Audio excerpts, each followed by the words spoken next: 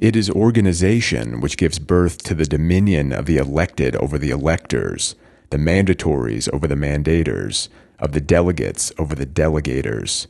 Who says organization says oligarchy. In this video, we will assert the following proposition or claim. The masses demand to be lied to. And to back up our assertion, we will utilize elements from elite theory, specifically the works of Robert Michels in his prescient and highly predictive 1911 book, Political Parties, a Sociological Study of the Oligarchical Tendencies of Modern Democracy.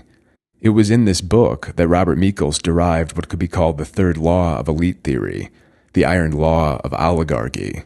Put simply, the Iron Law of Oligarchy asserts that any organization, especially as it increases in size, scope, complexity, and influence, will unavoidably be hierarchical and thus oligarchical in nature. In other words, it will be ruled by an oligarchy. And of course, governments and political parties are indeed organizations, very complex organizations at that, and they are organizations which grant access to the control levers of the state. These coveted monopoly functions of the state include money printing, taxation, legislation, and control of the military and the police, with the latter being the collective force apparatus of the state. And thus, we could expect that competition for access to and for control of the levers of the state is quite ruthless, and that the state, perhaps, even more so than other less influential organizations, will thus be unavoidably and exceedingly oligarchical in nature. The state is the holy grail of organizations. And here we will not only define the distinctions between the elites and the masses, but we will explore how the political formula, which forms the justifying backbone and operating system for any system of governance, is always also based on a lie. The concept of the political formula was introduced by another elite theorist, Gaetano Mosca, but more simply, the political formula can be thought of as the dominant political ideology and the justification regime of any given societal system and its political ruling class. To quote Mosca in his foundational and seminal work, which was first published in Italian in 1896, as we have seen in fairly populous societies that have attained a certain level of civilization, ruling classes do not justify their power exclusively by de facto possession of it, but try to find a moral and legal basis for it, representing it as the logical and necessary consequences of doctrines and beliefs that are generally recognized and accepted.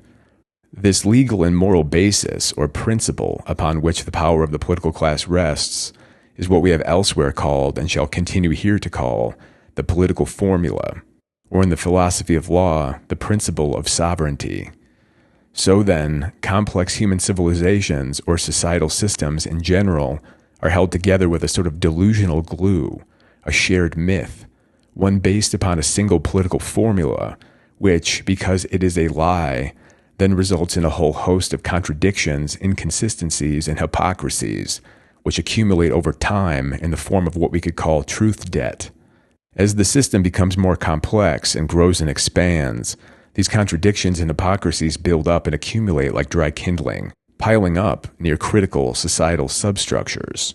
Eventually, if these problems are not adequately mitigated by the existing ruling elite, a ruling elite that will itself tend to degrade and become decadent over time, and if its decadence is not mitigated by the addition of fresh faces and fresh blood from lower in the societal hierarchy in such a way that the ruling class is constitutionally rebalanced and reinvigorated, then the whole political system undergoes a revolutionary disruption, a discontinuity. Revolutionary elite circulation, or what could be called the second law of elite theory, as outlined by Vilfredo Pareto. In other words, these accumulated contradictions, inconsistencies, and hypocrisies, which arise from the political formula becoming increasingly stretched and strained, are a sort of accumulated truth debt, or an accumulated entropy leak, that eventually brings down the ordered structures of the societal system in question. In thermodynamic terms, truth debt is an entropy leak.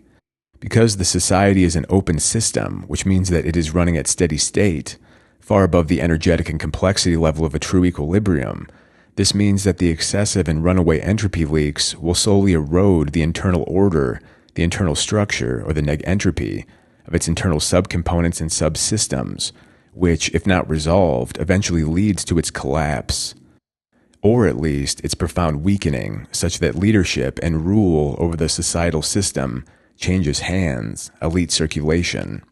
From Pareto's elite circulation theory, we could say that under such conditions as described above, aspirant rival counter-elites can skillfully exploit and utilize the frustration of the masses, frustrations which arise from the rising truth debt and from the accumulated entropy leaks in the system.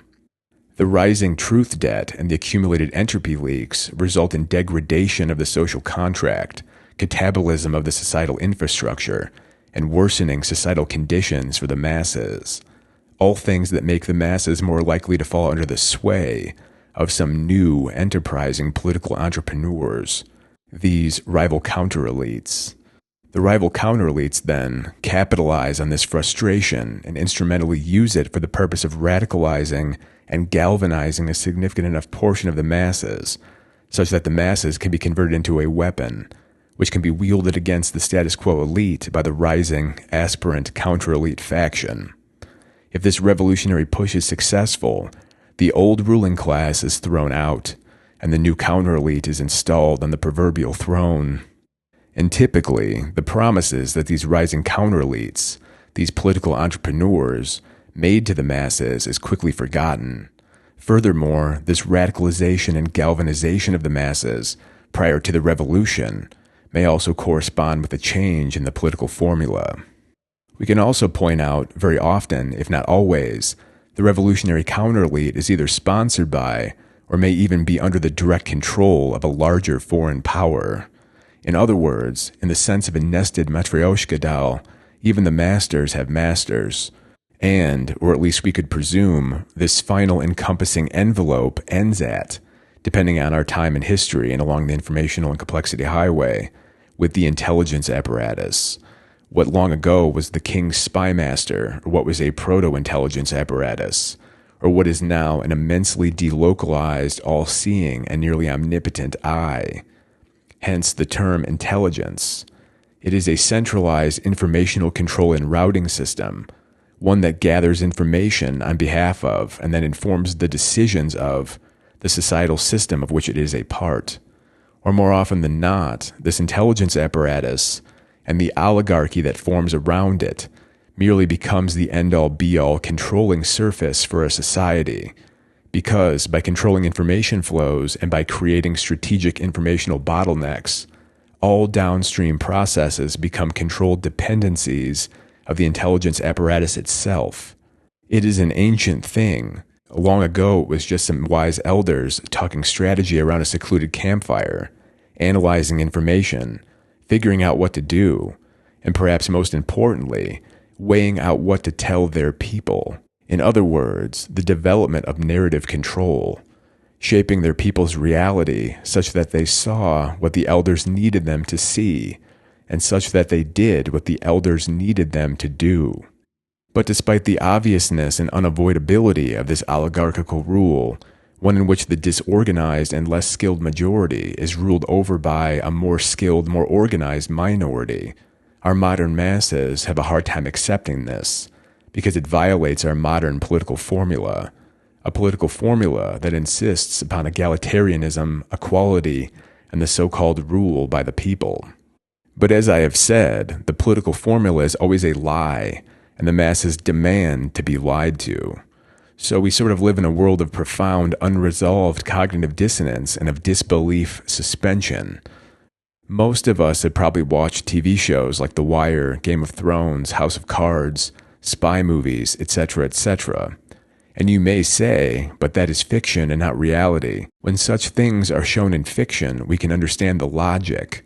But when it comes to reality, people would rather deny these things or default to outlandish and fantastical claims.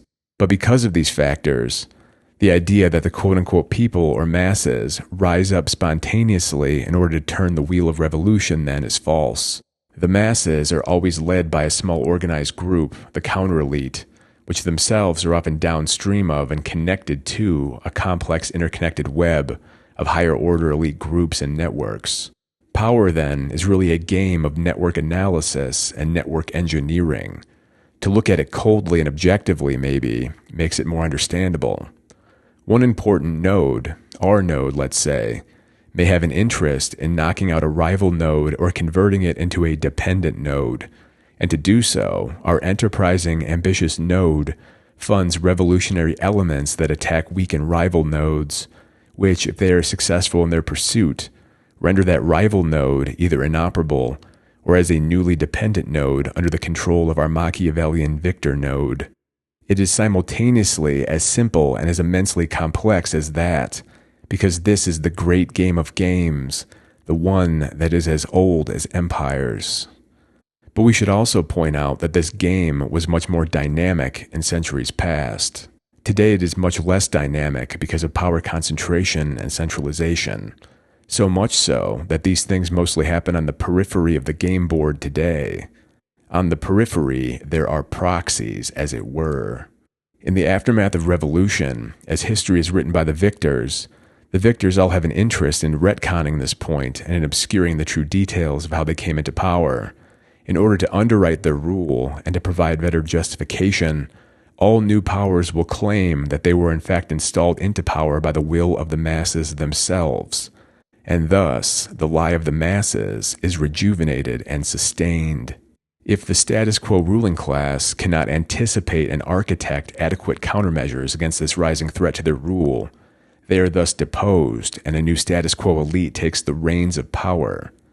But as suggested by Bertrand de Juvenal in his book On Power, such revolutionary movements, generally speaking, will tend to result in a new system of governance that is even more complex, totalizing, resilient, and more unassailable than the one that came before it, assuming it doesn't fragment, collapse, and go down in a glorious fireball anyway.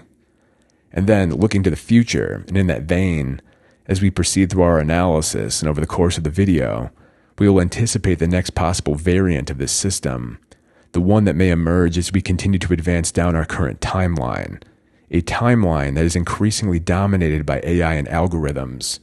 If our whole civilizational system doesn't go crashing down, then we could expect that the next societal management system, the next meta-system, will be orders of magnitude more complex and more resilient than our present version. And this system, or so I would propose, could be called an AI nomocracy, where nomocracy refers to a rules-based system of governance, one that would be fully audit-trailed and mass-balanced by an AI governor. Further, it would be a pluralistic system, a nomocratic, algorithmically managed system that would contain multiple political formulas, multiple truth regimes, or multiple silos. Although the system would not escape the constraints dictated by elite theory, maybe it would allow for a greater range of options, plurality, and thus it could even be construed as a liberty-maximizing system, or at least more so than the past versions of the system, which had to resort to a single, narrow political formula, or to use a Gramscian term, the single thought hegemony. Further, this plurality of political formulas would help to minimize the overall truth debt of the system by more greatly accommodating people and their preferences, something that would be done by providing ideological options, silos in which to reside. With more ideological options, a person could choose and thus be better accommodated with respect to their individual value system. In other words, it is like a greater range of sizing options that provide for a better fit.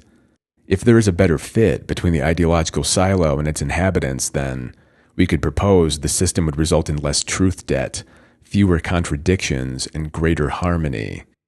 Now, this may sound outlandish and fantastical, but if you really think about it, the post-pandemic internet has already been digitally sorted, partitioned, and siloed into multiple thought hegemonies, into sub-silos of different ideologies or of different political formulas.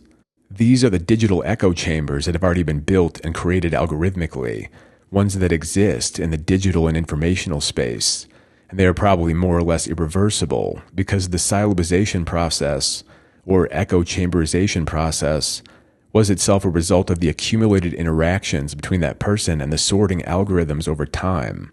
And by interacting with those sorting algorithms, the algorithms which control and mediate our individual information diets, the individual people of our society have been changed on a fundamental level, and there is a kind of irreversible path dependence.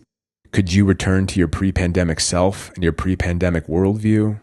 Perhaps not, or for me anyway, that is certainly the case. And assuming I am not some extreme outlier, I would propose that many or most people who have interacted with these algorithms over the course of years have themselves been changed or have undergone a process of irreversible cognitive differentiation. Algorithms, then, not only act to separate and categorize, but they also act to modify. As an analogy, algorithms act as a sort of chromatographic separation process, one that separates, sorts, and categorizes people based upon their innate psychological traits, their value system, or their general psychosocial parameter set. Further, since people are malleable and react to their environment and the information that it contains, their trajectory through the information space would feed back into their personal cognitive and psychosocial development over that time frame. In other words, maybe, we have all been irreversibly changed based upon the path that we have taken through the algorithmically mediated information space over the past half-decade.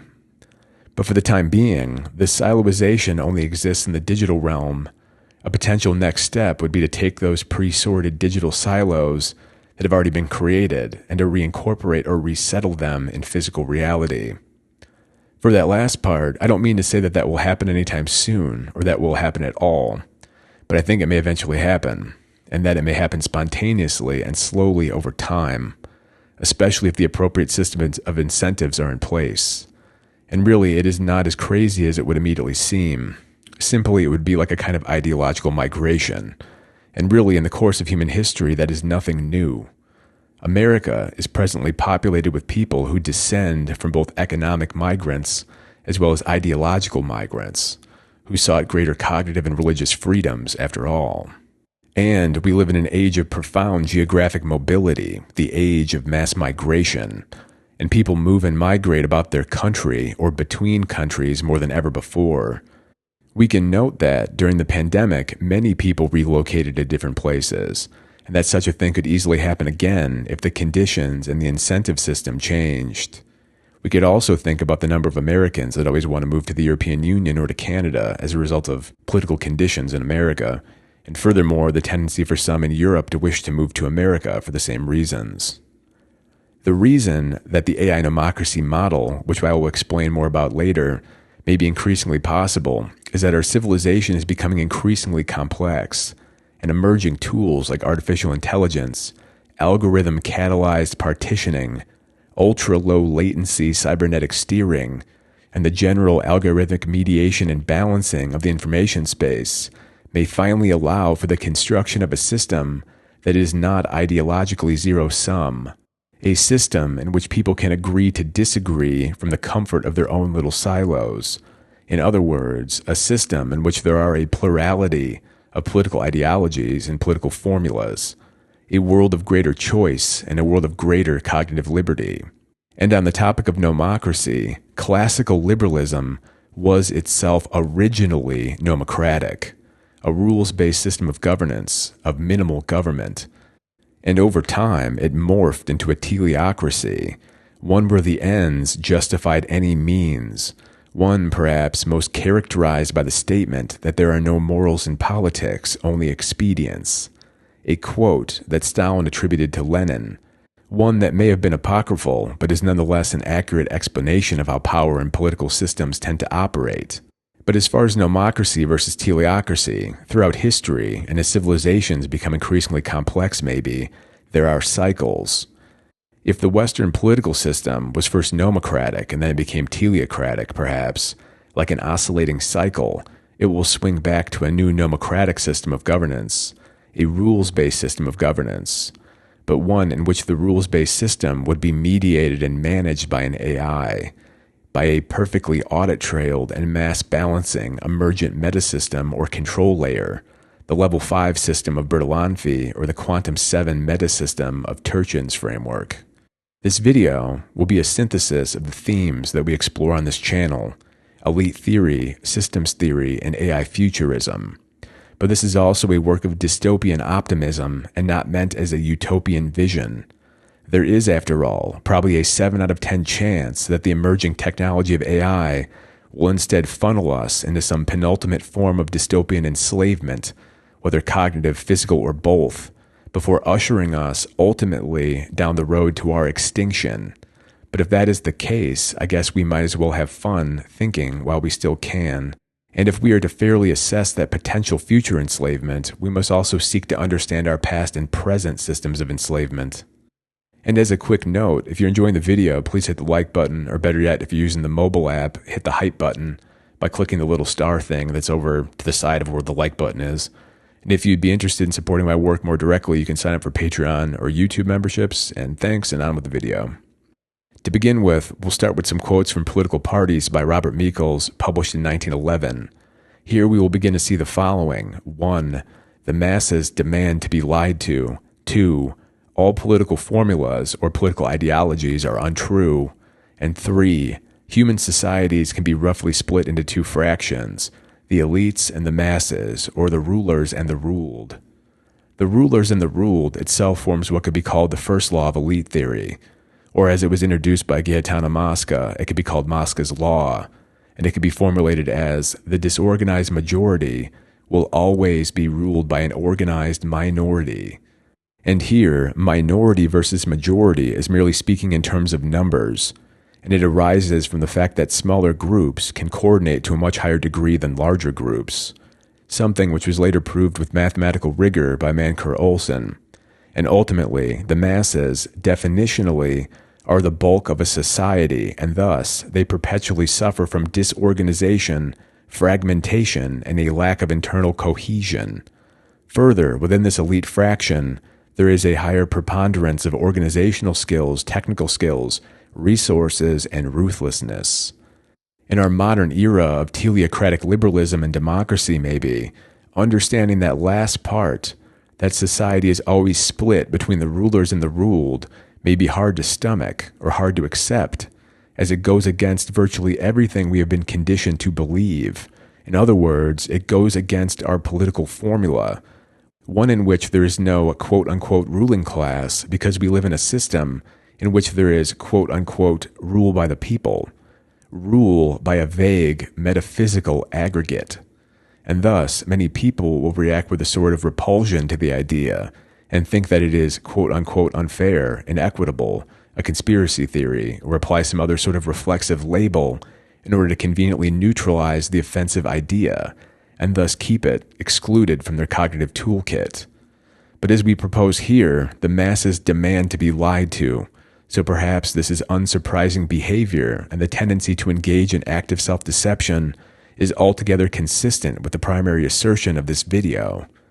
And annoyingly, people think purely in terms of labels most of the time, labels that they did not think up themselves, but are rather received by them and disseminated to them from, guess where, from elite-controlled channels of information dissemination, and thus our political discourse is very annoying and also very unproductive.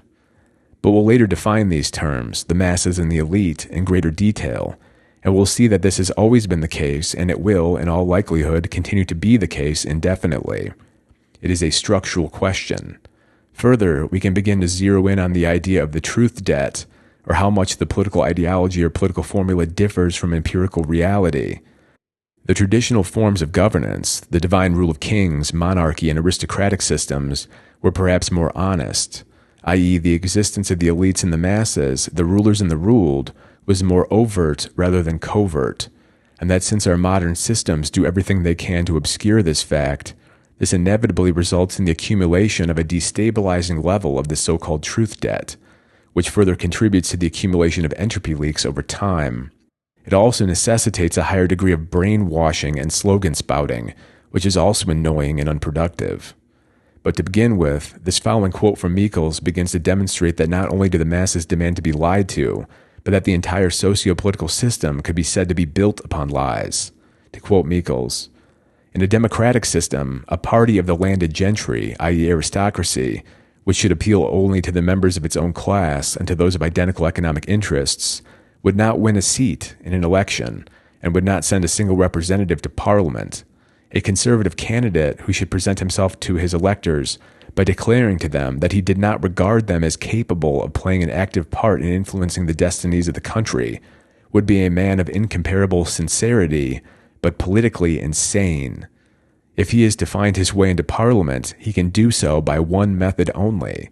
With democratic mien, he must descend into the electoral arena, must hail the farmers and the agricultural laborers as professional colleagues, and must seek to convince them that their economic and social interests are identical with his own. Nor does the theory of liberalism primarily base its aspirations upon the masses. For the liberals also, the masses, pure and simple, are no more than a necessary evil, whose only use is to help others to the attainment of ends to which they themselves are strangers." End quote. So here, liberalism and its aspirant political leaders were and are no different from the conservatives, although maybe liberal politicians are indeed required to lie even more, since they are required to maintain more of a continuous egalitarian illusion, which, contrasted with the conservatives and the more aristocratically slanted leaders, would have only needed to lie briefly in the period of time before the elections. In other words, in short, the masses demand to be lied to, and thus, in order to get elected, politicians must lie to the masses. The politician who is honest does not win, so to win, all politicians must be dishonest, and thus all politicians are liars. Unfortunately, it is a necessary design feature of a democratic system.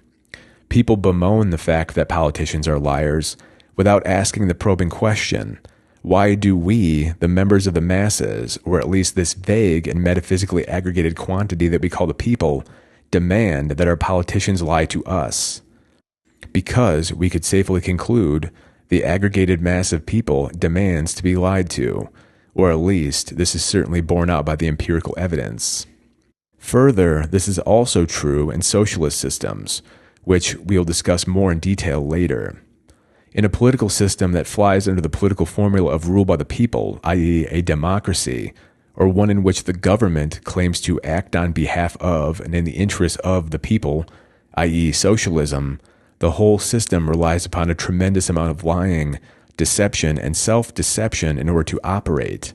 And the core reason for this is that the collective will of the people, or the collective interests of the people, does not exist. It itself is a lie, but we'll explain more as we go. And, just a note, I will focus on the political formulae of liberal democracy and socialism, and I will not address the political formula of fascism for the following reasons. Democracy and socialism are both universalist ideologies, and thus they are superior with respect to their ability to accommodate mass scale and complexity when compared with fascism, which is non-universalist and is exclusionary. We have for a long time already lived under the superstate model, and fascism is not compatible with the superstate model, and thus it is not relevant as a modern or postmodern political formula.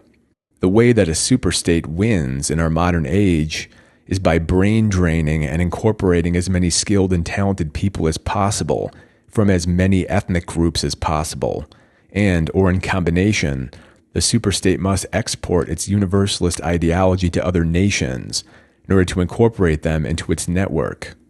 It is a game of mass and scale, or a game of capture that node, and here the ideology of fascism fails at this task.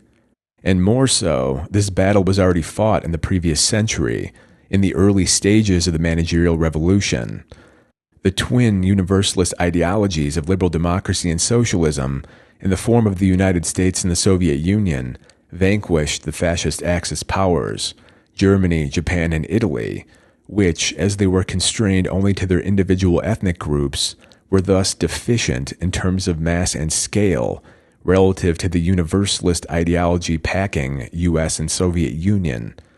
So despite all of the fear-mongering about fascism and Spider-Man pointing at Spider-Man style name-calling, fascism is a phantom, or at the very least, it is a losing ideology that, if adopted, would seal the fate of that nation and assure that it stayed capped with respect to its mass and scale, and thus its power and influence.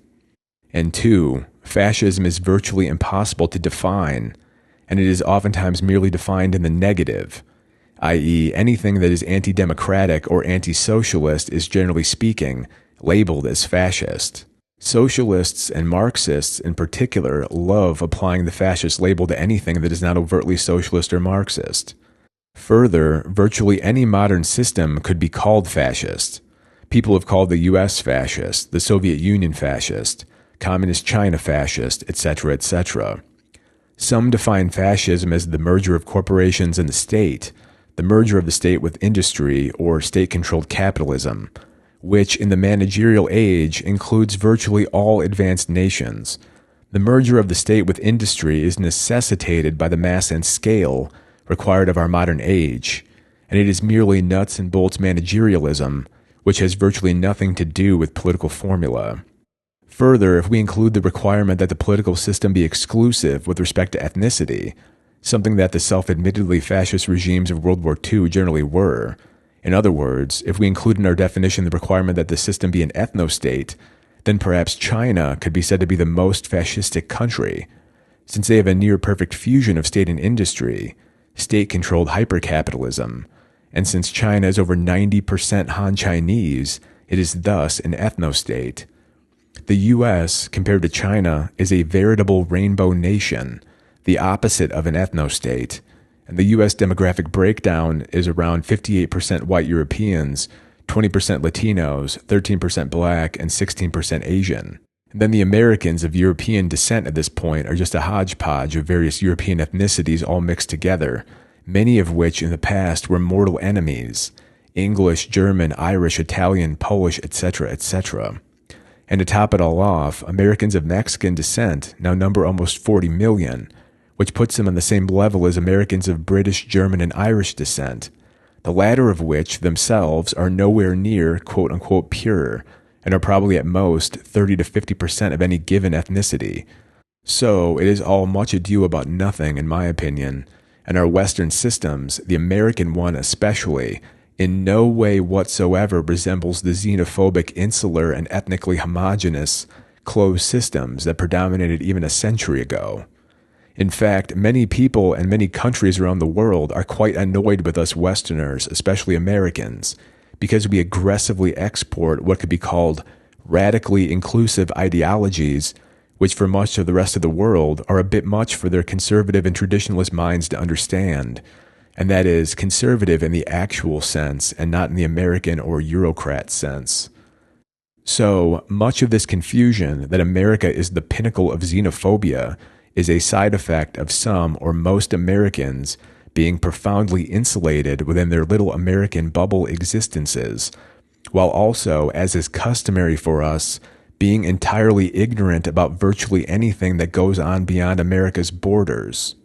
Today, the most ethnically fixated and restricted, tribal or clan-based systems are primarily in the Middle East and in Africa, but of course, none of those systems are accused of being fascist.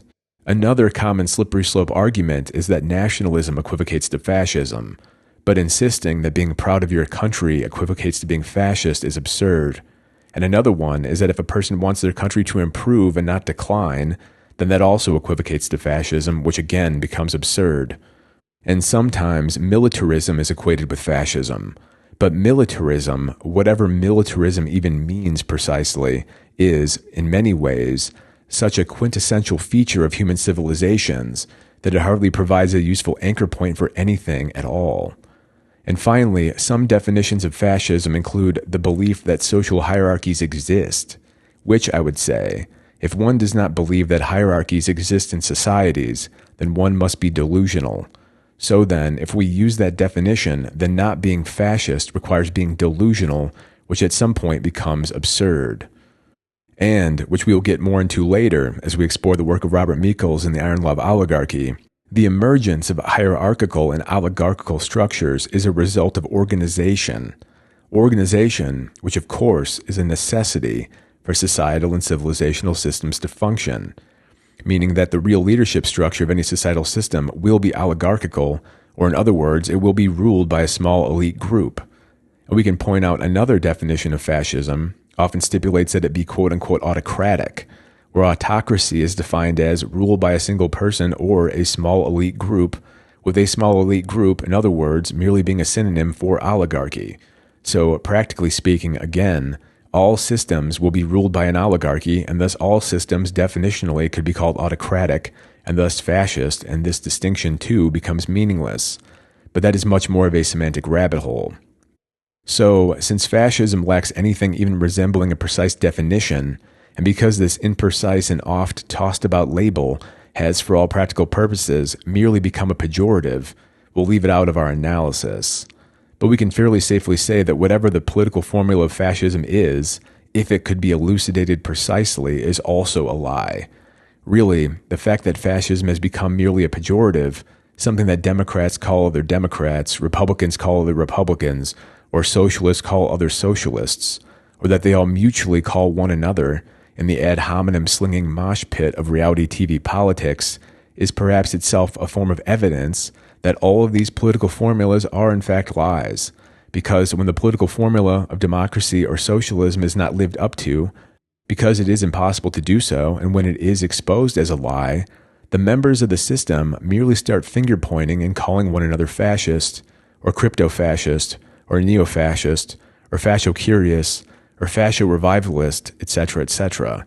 In other words, it is like a dedicated sacrificial lamb that is continuously tossed on the fire in order to preserve the existing order of things and to distract from the fact that the status quo political formulas are themselves false and thus lead to constant inconsistencies, contradictions, and hypocrisies. And on a purely functional level, the label fascist has been used cynically as a means to demarcate the acceptable rightmost boundaries of the Overton window. So if anything, it is merely a functional feature or subcomponent of the democratic and socialist systems at this point. And that fascism, shortly after flickering into existence as a standalone political formula, eventually became subsumed as a component in other larger, more evolutionarily viable systems, namely liberal democracy and socialism, which, as I alluded to, are universalist ideologies that provide greater mass and scale when compared with fascism, which is exclusionary and non-universalist. In other words, it is now a proverbial boogeyman, which fulfills some sort of vague psycho-political social function.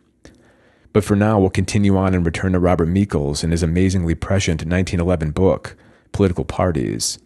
Michels elaborates on the distinction between conservative political parties and what he refers to as subversive parties. Again, as this book was written in 1911, these subversive parties of which Michels speaks would be equivalent to our modern-day conception of liberal democratic parties and socialist parties. These subversive parties stand in contrast to the traditional aristocratic conservatism, which is explicitly oligarchical, whereas Michels' use of the term subversive parties or revolutionary parties is then in reference to democratic and socialist parties, which in principle and in stated mission are anti-oligarchical by nature. To quote Michels, "In conservative parties, except during elections, the tendency to oligarchy manifests itself with that spontaneous vigor and clearness, which corresponds with the essentially oligarchical character of these parties. But the parties which are subversive in their aims exhibit the like or same phenomena no less markedly. The study of the oligarchical manifestations in party life is most valuable and most decisive in its results when undertaken in relation to the revolutionary parties, for the reason that these parties, in respect of origin and of program, i.e. their stated purpose or mission, represent the negation of any such oligarchical tendencies and have actually come into existence out of opposition thereto. In theory, the principal aim of socialist and democratic parties is the struggle against oligarchy in all of its forms. Thus, the appearance of oligarchical phenomena in the very bosom of the revolutionary parties is a conclusive proof of the existence of imminent oligarchical tendencies in every kind of human organization which strives for the attainment of definite ends, i.e. organizations which have goal states, teleocratic ends, etc. And the question therefore arises, how are we to explain the development in such parties of the varied tendencies against which they have declared war?" End quote. And here we can introduce the concept of the political formula, which originated from Robert Michels' mentor and fellow elite theorist Gaetano Mosca.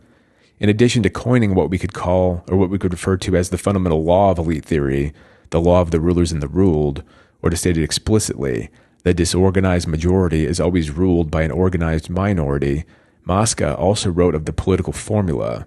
The political formula is, more or less, the ideological means or basis by which the ruling class justifies its rule. The primary modern political formulas that have been relevant in our societies over the past century or so are liberal democracies, socialism, and fascism, which more or less replaced the old political formula of the divine rule of kings monarchy, and aristocracy. For a political formula to be operative, it must be animated into existence, or have adequate life breathed into it, which requires that the masses believe in the political formula, or at least they are forced to pretend to believe in the political formula well enough, which then forms a sort of delusional cognitive out-of-bounds demarcation with respect to the cognitive landscape of the masses. When the masses hear or themselves invoke the magic words that correspond with the dominant political formula, it is like a spell that blocks off the mental functions of critical analysis. To draw from a past video, it is the metaphysical a priori assertions of the political formula and the deductive structures drawn downwardly therefrom that form the cognitive boundary of the metaphysical prison in which we, the masses, are made to live and exist, a prison that is built of and contains lies. The political formula, in virtually all cases, is purely aspirational and metaphysical, and it is not logico-experimentally or scientifically derived. In other words, it is not tethered to empirical reality whatsoever. In this, it is like a shared societal delusion. In other words, the political formula, its a priori assertions, and the resulting deductive structures form the boundaries between what is thinkable and what is unthinkable, the shibboleths and unquestionable principles, the merely asserted truths upon which a social order stands. Two common variants of the divine rule of kings, which itself results from the great chain of being, while the other more modern variant is the so-called rule or will of the people, or the invocation of the collective interests of the people, etc., which tends to come in flavors of liberal democracy and socialism. Although morality and ethics have and most likely will always be used as a cynical weapon in the battle arena of politics, the instrumental utility of ethics, morality, and the necessity of lying switches into a discontinuous higher gear when operating in the domain of the political formula known as rule by the people, the will of the people, the interests of the people, etc., etc. In contrast to the overtly hierarchical and oligarchical traditional systems of rule, what Michels refers to in his 1911 work as either conservatism or aristocracy, the modern political ideologies of democracy and socialism, both ideologies that profess to either be a manifestation of the so-called will of the people, or to at least be working on behalf of the people, become particularly fertile ground for runaway moralisms, uncapped abstractions, nearly constant non-reality tethered lying, and a sort of permanent removal or vacation from empirical reality. Overall, we could say, the rule by the people political formula is a higher order abstraction when compared with the divine rule of kings formula from which traditional formulas of governance originated. In the divine rule of kings model and the great chain of being, God did a lot of heavy lifting. The king was the representative of God's will on earth, and the great chain of being was some kind of further hierarchical extension of God's will on earth. And, as should be obvious, it was all, more or less, underwritten by the power of and via the common belief in some shared God, which in Europe was the Christian God. Although realistically in other systems, any god, set of gods, or the ancestors would do, so long as they were believed in and feared. It is thus of ancient origin, and really it is like a proto-political formula. But under the modern political formula of rule by the people, we get the emergence of a new collective metaphysical property, the quote-unquote people and their collective will or their collective interests, whatever exactly that means.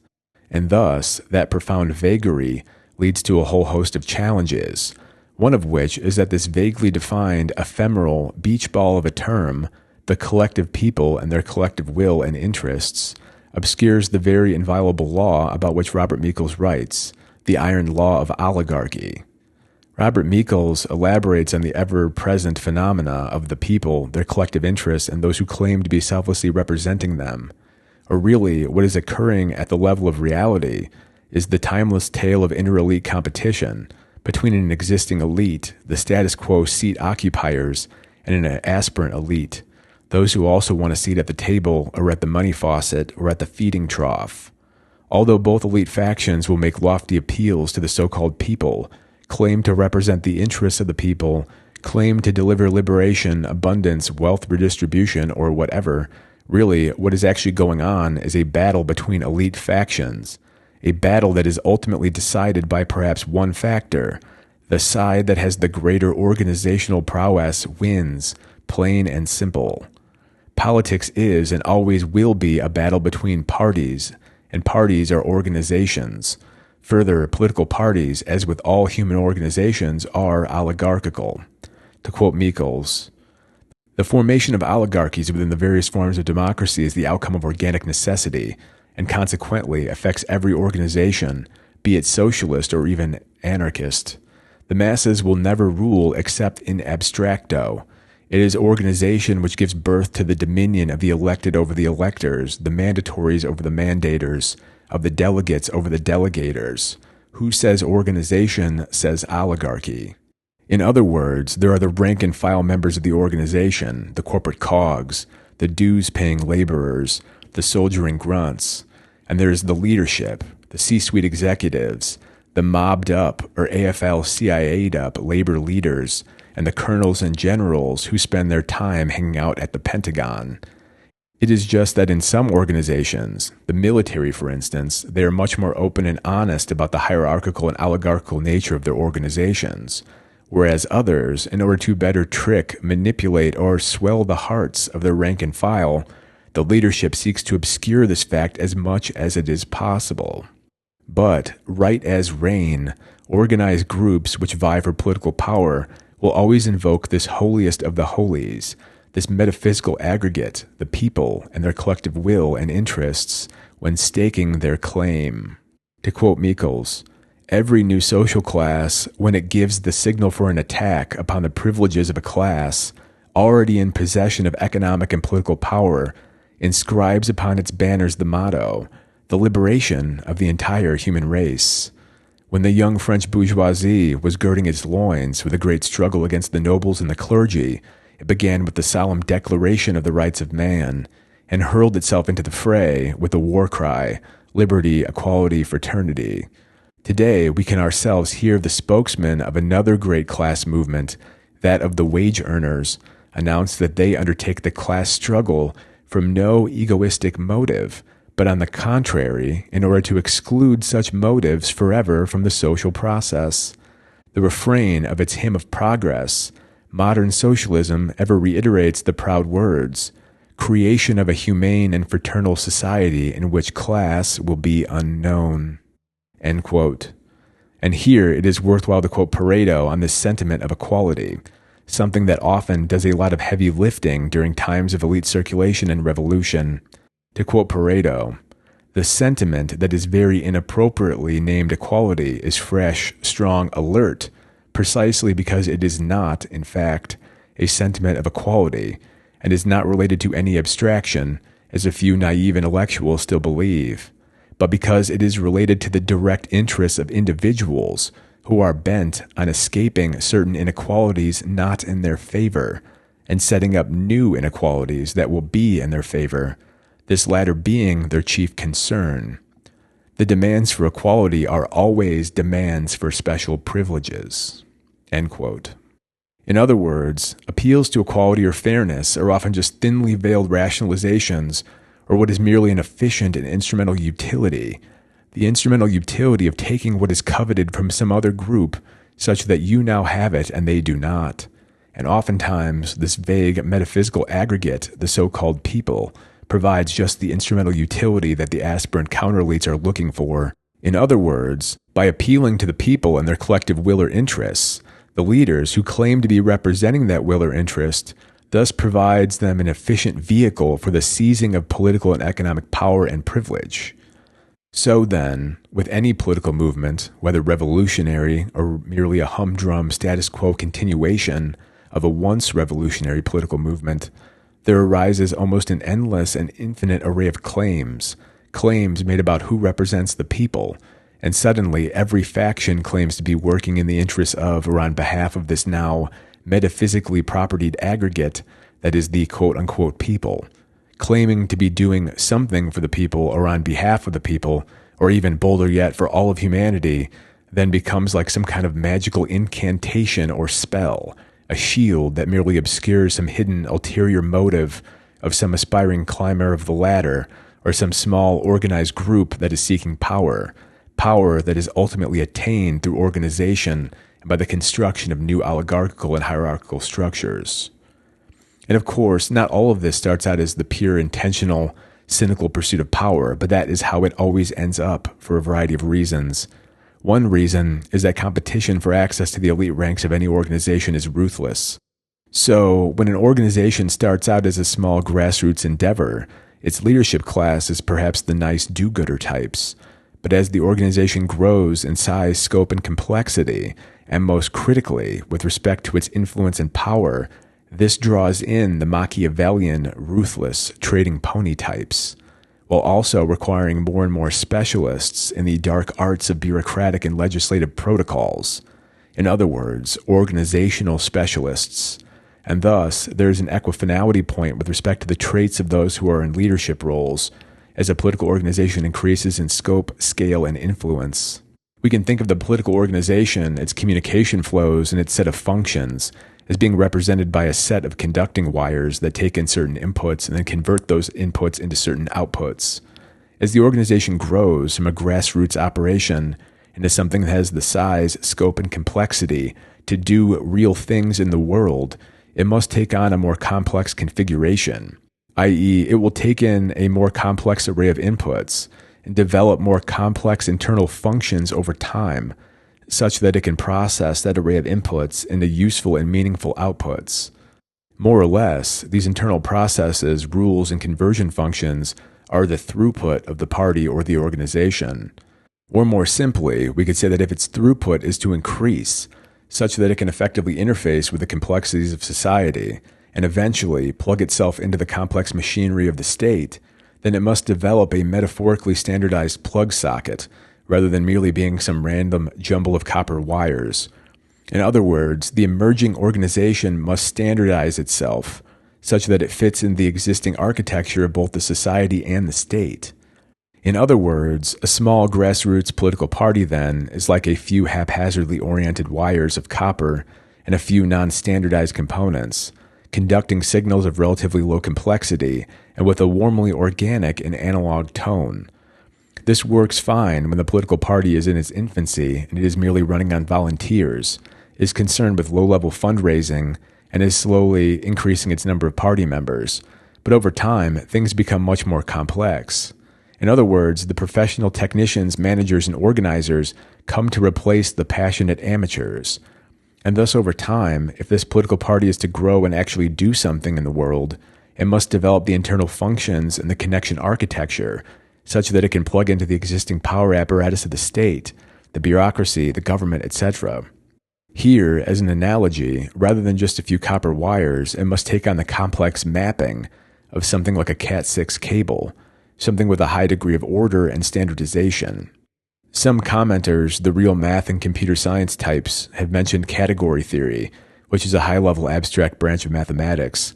And from my very, very primitive understanding of category theory, after having read a little bit about it, to my not very math-gifted brain anyway, it seems to capture this phenomenon quite efficiently. But since category theory is exceedingly abstract, maybe, it merely just applies to everything. But as an exercise, here's my shot at trying to explain this in category theory terms. Category theory is primarily concerned with how objects are connected, and the connections or relationships between objects are called morphisms.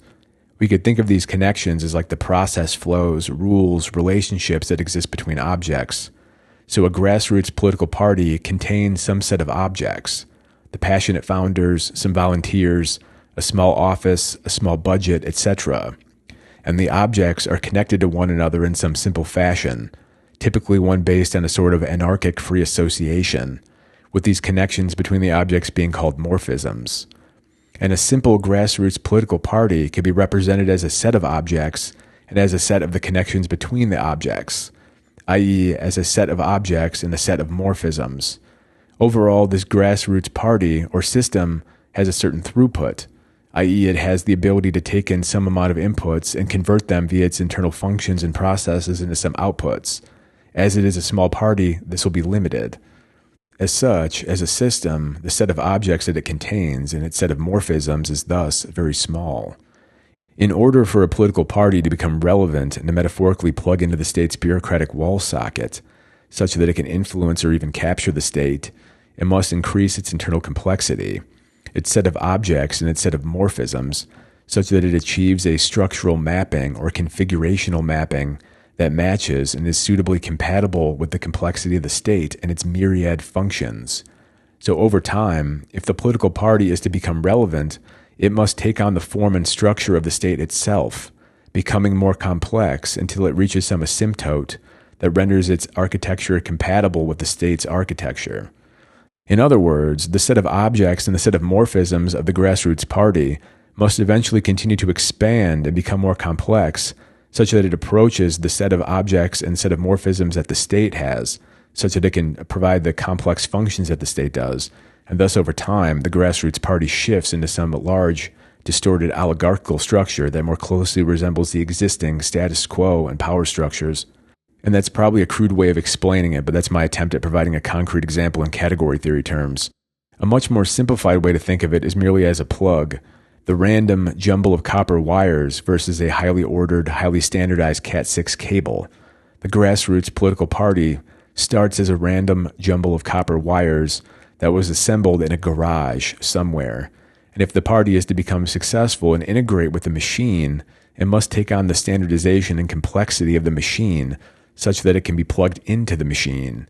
The other commenters had mentioned category theory in the context of LLMs and semantic space mapping, but to me anyway, this seems like a simpler entry point to exploring a theory that could be a useful addition to the old analytical toolkit.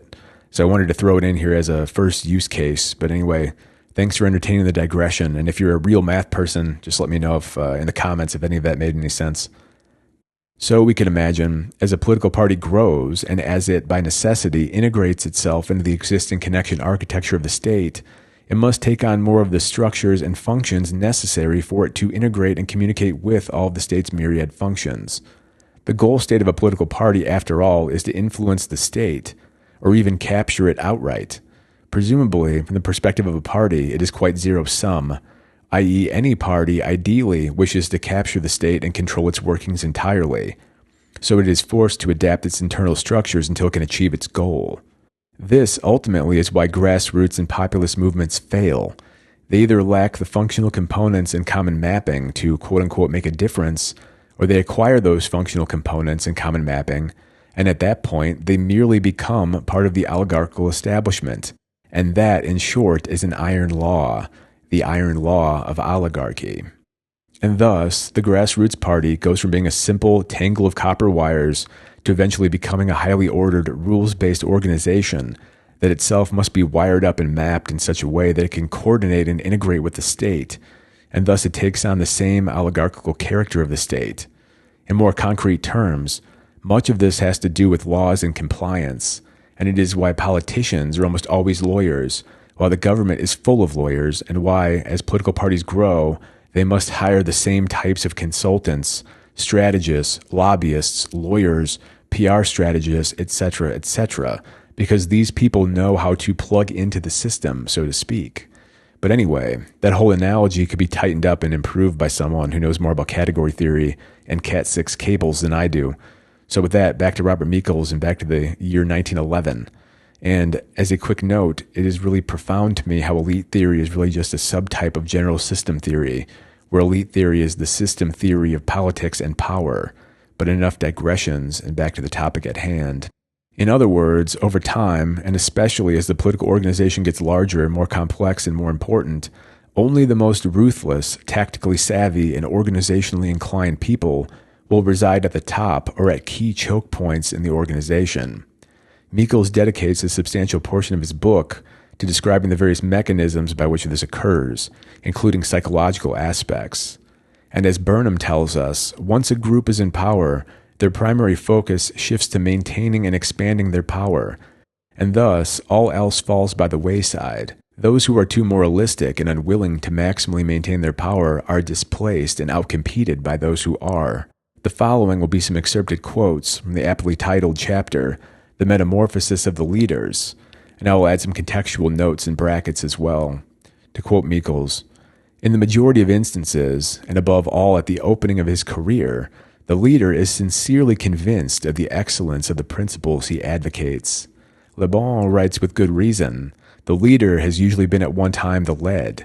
He himself has been hypnotized by the idea of which he afterwards becomes the apostate. i.e., he later abandons his principles and loyalties. He has been pushed forward by a clearer vision, by a profounder sentiment, and by a more ardent desire for the general good, i.e., to use poetic or messianic language, he is the quote-unquote chosen one, as it were, and he has been inspired by the elasticity and seriousness of his character, and by his warm sympathies for his fellows.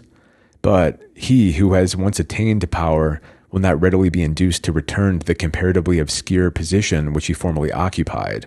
Further, over time, he will even lose the ability to do so as his skills for his old profession atrophy. The consciousness of power always produces vanity, an undue belief in personal greatness. The desire to dominate, for good or evil, or at least for those who pursue and end up in positions of power, is universal. These are elementary psychological facts.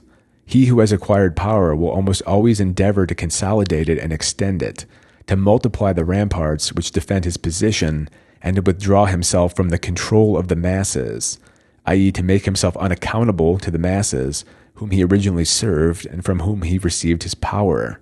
Bakunin, the founder of anarchizing socialism, contended that the possession of power transformed into a tyrant even the most devoted friend of liberty. It is certain that the exercise of power produces a profound and ineffaceable change in the character of the leader.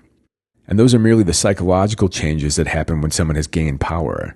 Michels also elaborates on some other factors, which we'll touch on briefly, which center on the development of specialized skills, access to resources, and the greater amount of time that the leaders have, such that they can go about maintaining and expanding their skill set and power at the expense of the masses whom they claim to represent.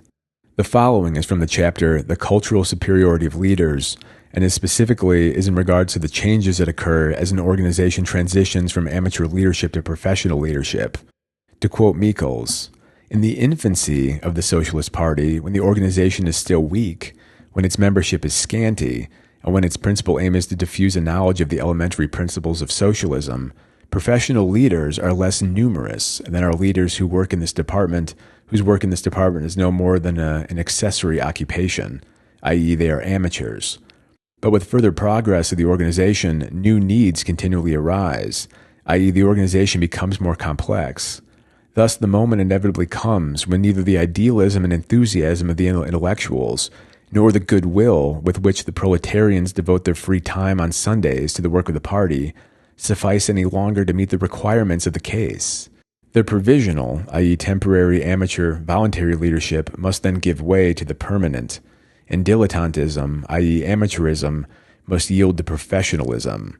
With the appearance of professional leadership, there ensues a great accentuation of the cultural differences between the leaders and the led. Factors which secure the dominion of the minority over the majorities, which include money and its equivalent, i.e., economic superiority, traditional and hereditary transmission of knowledge, skills, etc., or historical superiority, and of which formal instruction and intellectual superiority of the leaders is of primary importance." End quote. This is why, more often than not, even socialist leaders hail from the upper classes, and oftentimes, as with most political leaders, they are lawyers who are verbally adept and skilled in the art and use of technical and obfuscatory language. In America, for example, it is hard to find a socialist-leaning political figure whose parent wasn't some Marxist-adjacent professor, in other words, a cultural elite. And whatever Frankenstein inoculant version of socialism that circulates now in the U.S. and in the West almost exclusively is pushed by the overeducated classes, rather than some typical proletarian wage earner doing manual labor, driving a semi-truck, or working in a factory.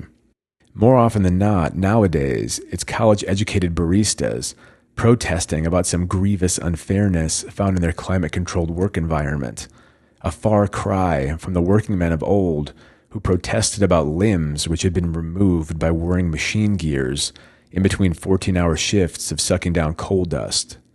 But since the managerial mesh has already so skillfully mitigated the risk of a quote-unquote true socialist uprising by exfiltrating the means of production beyond our borders and by creating the Frankenstein ideological inoculant birthed from Western Marxism, we are left with mere simulacra of what was once a proud and noble pursuit of workers' rights. But that's a whole other topic which I've covered in past videos. To continue with Michels on the topic of this slow metamorphosis, as the organization becomes more complex and thus oligarchical, more or less what occurs is that the leadership, whether they hail from a more educated class or were true proletarians, they become increasingly specialized, i.e. the skill and knowledge gap between the leaders and the masses, which they lead, begins to grow more and more. To quote Michels, the gulf between the leaders and the rest of the party becomes ever wider until the moment arrives in which the leaders lose all true sense of solidarity with the class from which they have sprung, and there ensues a new class division between ex-proletarian captains and proletarian common soldiers. When the workers choose leaders for themselves, they are with their own hands creating new masters whose principal means of dominion is found in their better instructed minds." End quote. And finally, this all dovetails into the issue of centralization and the indispensability of bureaucracy. In systems theory, there's a common development trajectory as systems become more complex: differentiation, specialization, and ultimately centralization. Differentiation is the point at which the ostensibly equal proletarians begin to diverge from one another with respect to skills, intelligence, aptitudes, organizational prowess, etc. Then these emerging leaders continue to specialize, developing new skills, and once they become professional leaders, they use their access to resources and the time that they now have as professional leaders to become even more specialized, especially in the bureaucratic and parliamentary arts.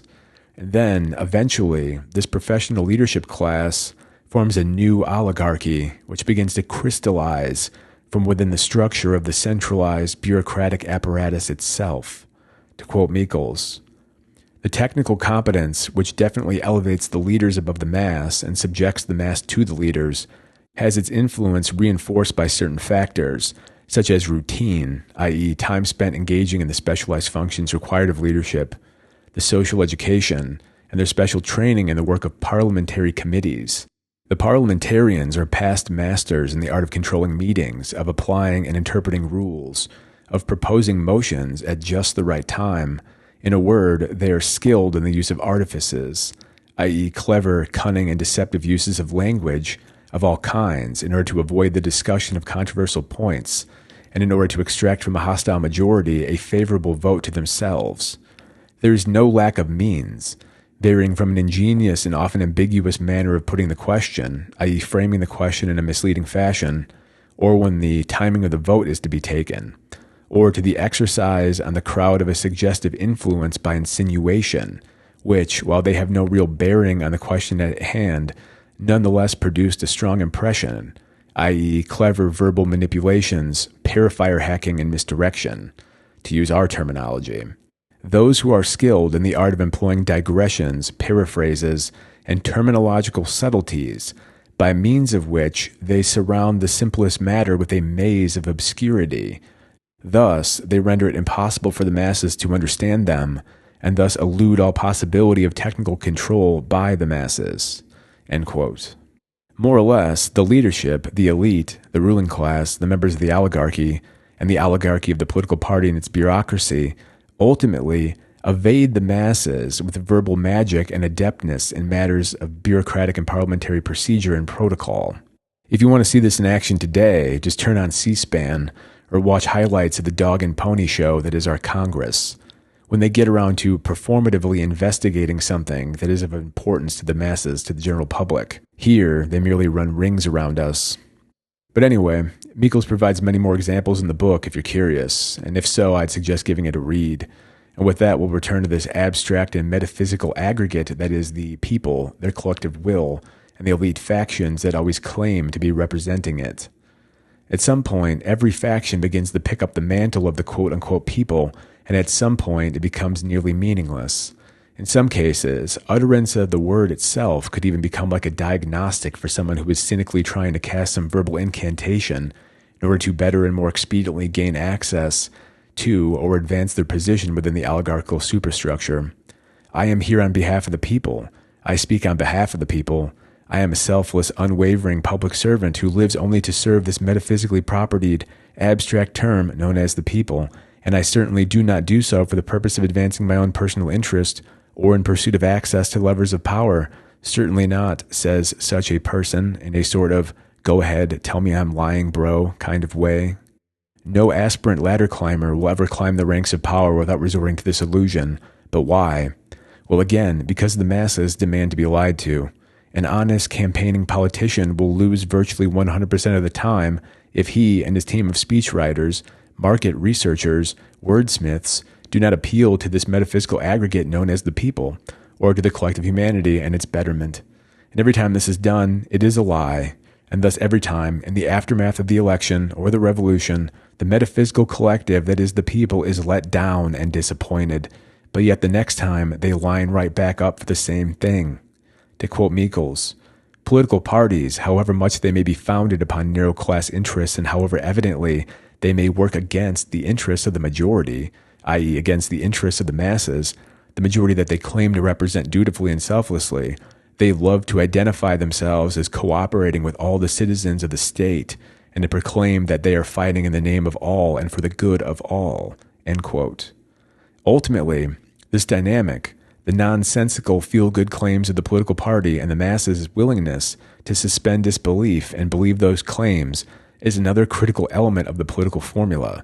And, or we could propose, over time, as political systems and ideologies become more complicated, as the political formulas become more complicated themselves, this delusional suspension of disbelief becomes more and more important.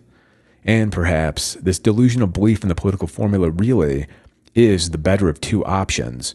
For the other option is that the state and the ruling class used the more crude option, the force mechanic, forcing the people to pretend to believe the political formula using the coercive mechanisms of the state's monopoly on judicial punishment and violence, or in the case of the Soviets and Mao, sending non-believers to re-education camps, subjecting them to humiliation rituals and breaking down their psyches until they, just like Winston in 1984, learned to love Big Brother. So perhaps pretending to believe lies is better than being forced to believe them.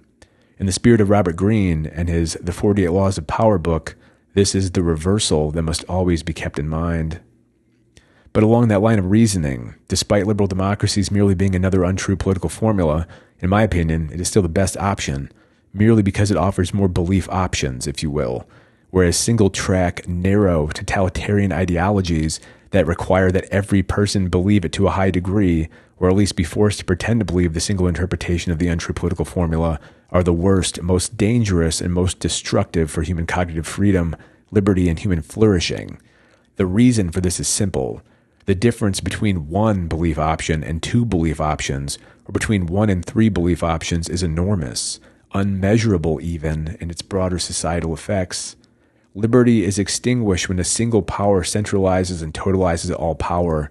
That is the number one. Whereas once there are two, or better yet 3, 4, or 5 options, liberty reignites. With respect to lies, then, there are better ones and there are worse ones. But the common error that people make is to not understand that they are all lies. Thus, when they finally realize that their political formula is a lie, they, because most people tend to think in simple binaries, suddenly believe that if their political formula is a lie, then that necessarily means that a rival political formula must be true. But, or so I would claim, they are all untrue, but they do exist on a grayscale with respect to their betterness or worseness. Learn to see in shades of gray rather than in black and white. The world of black and white is the world of the utopians and the idealists, and the road networks in that black and white world always lead to tyranny. And on that topic of utopia, we can once again quote D.W. Brogan in the foreword to Bertrand de Juvenel's On Power. It is in the popularity of the pursuit of utopia that the aggrandizers of state power find their most effective ally. In the past, in the traditional systems of feudalism and monarchy, the masses were generally not deluded enough to think that they were on equal footing with the nobles, lords, and royals, and the system made no pretense of entertaining such things. In some way, then, it was at least more honest. It carried less truth debt and less contradictions. It did, however, rely excessively on force and fear as a societal management system. So I am in no way saying that it was better than what we have today. And with respect to information flow and communication speed, it was very, very slow, and thus the rate of change of the truth debt would have been very slow. We could assume that the rate of change of destabilizing truth debt is at least partly a function of communication speed and information flows. If we think of it as a reservoir, it would have not only filled up slowly, but would have generally been protected from any sudden shocks, since information and humans themselves moved very slowly. And since force and fear was ultimately used as a societal control mechanism, rapid and precise dispensations of force delivered to some small isolated uprising somewhere or the other, more or less, would have kept the system somewhat stable. Because ultimately, 500 trained soldiers, 500 organized soldiers, could easily dispense with or disperse thousands of random disorganized peasants. Once again, this is Mosca's law at play. The organized minority, here the soldiers, will always rule the disorganized majority, the revolting peasant mobs in this case. And back then, even if revolution did occur, it would not have changed the overarching political formula, the divine rule of kings, monarchy, aristocracy, etc. In other words, the kings and queens may have come and gone, deposed by inter-elite competition, palace coups, and from inter-aristocratic tensions, but the divine rule of kings formula lived on for centuries, until some future date where the system would jump with respect to mass scale and complexity anyway. So we could propose, really, the political formula is itself a function of societal complexity. As our societies move in the direction of a discontinuous jump in complexity, perhaps we can reasonably expect that the political formula that governs our society may soon change too. But returning to the distinction between the elites and the masses, the rulers and the ruled, if we wish to think and analyze in a clear, objective, and predictable fashion, then, when we think of the masses, we must accept two simple facts. 1, the masses are apathetic, and 2, the masses are, or at least when compared with the organizationally and managerially skilled elite, the masses are incompetent. Many people may find this to sound unpleasant and elitist, but it is assuredly true, and it is true almost definitionally. We may all be equal with respect to some vague metaphysical property, with respect to our quote-unquote human value, but with regard to practical measures, there is no equality and it is merely a myth.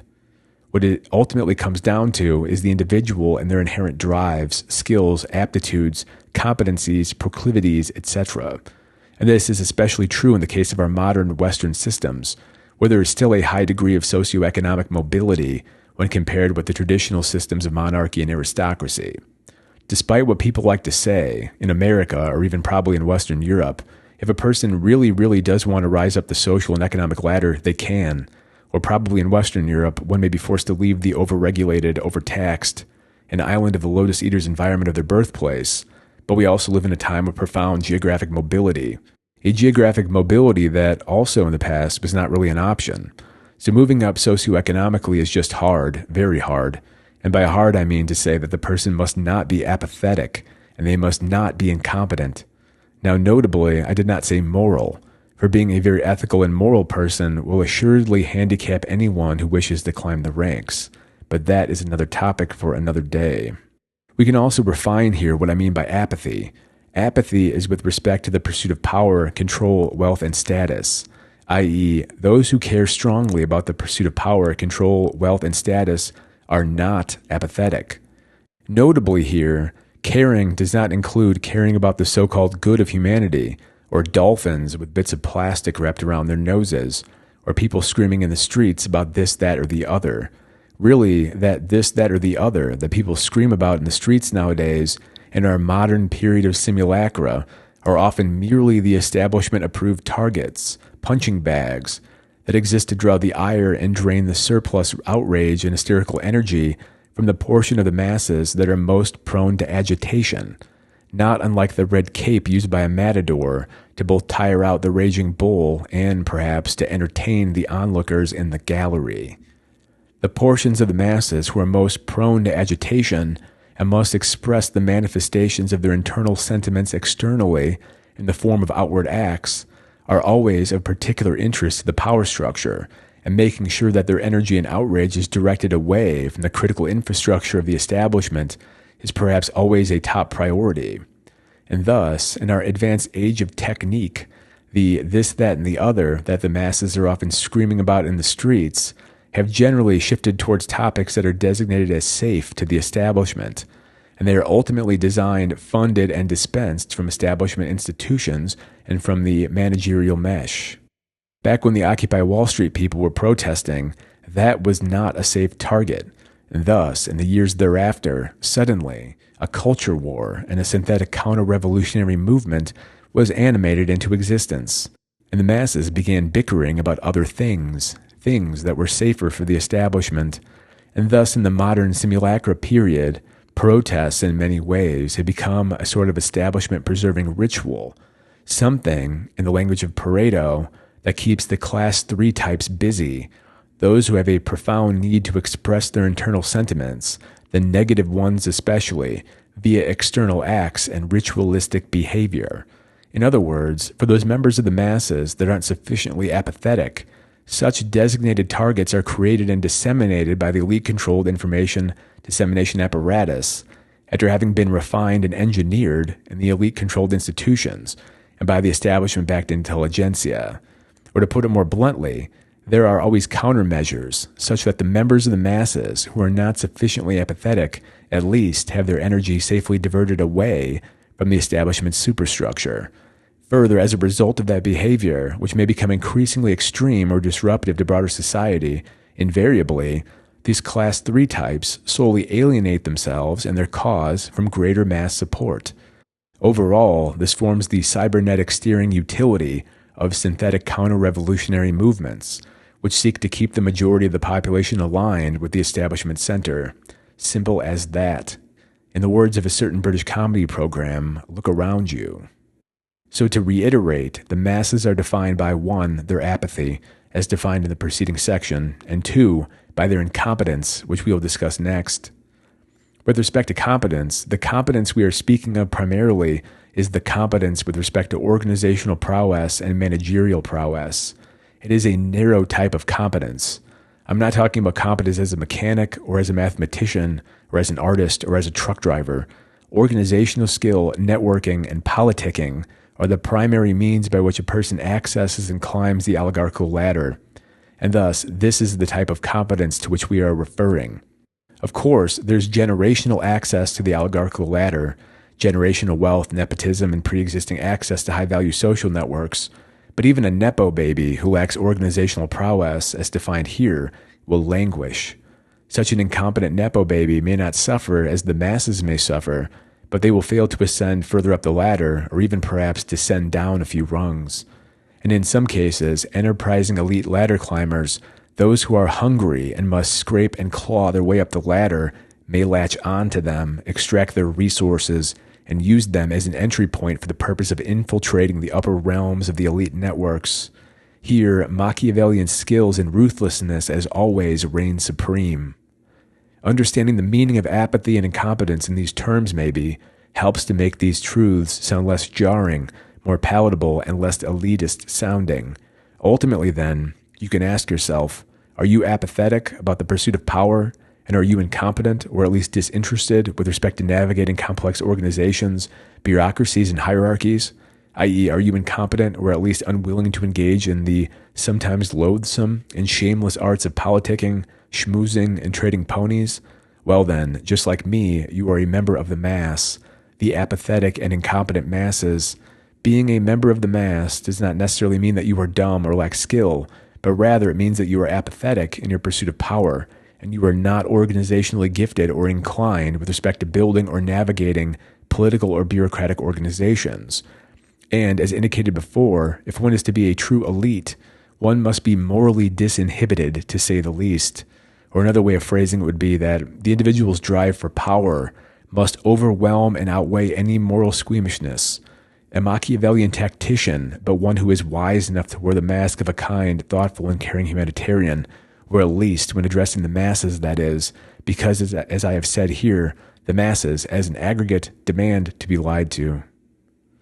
Next, we'll look at some quotes from Michels on the topic of the masses and their apathy and incompetence relative to the leaders, where the leaders are those who make up the oligarchical organized minority of the elite classes.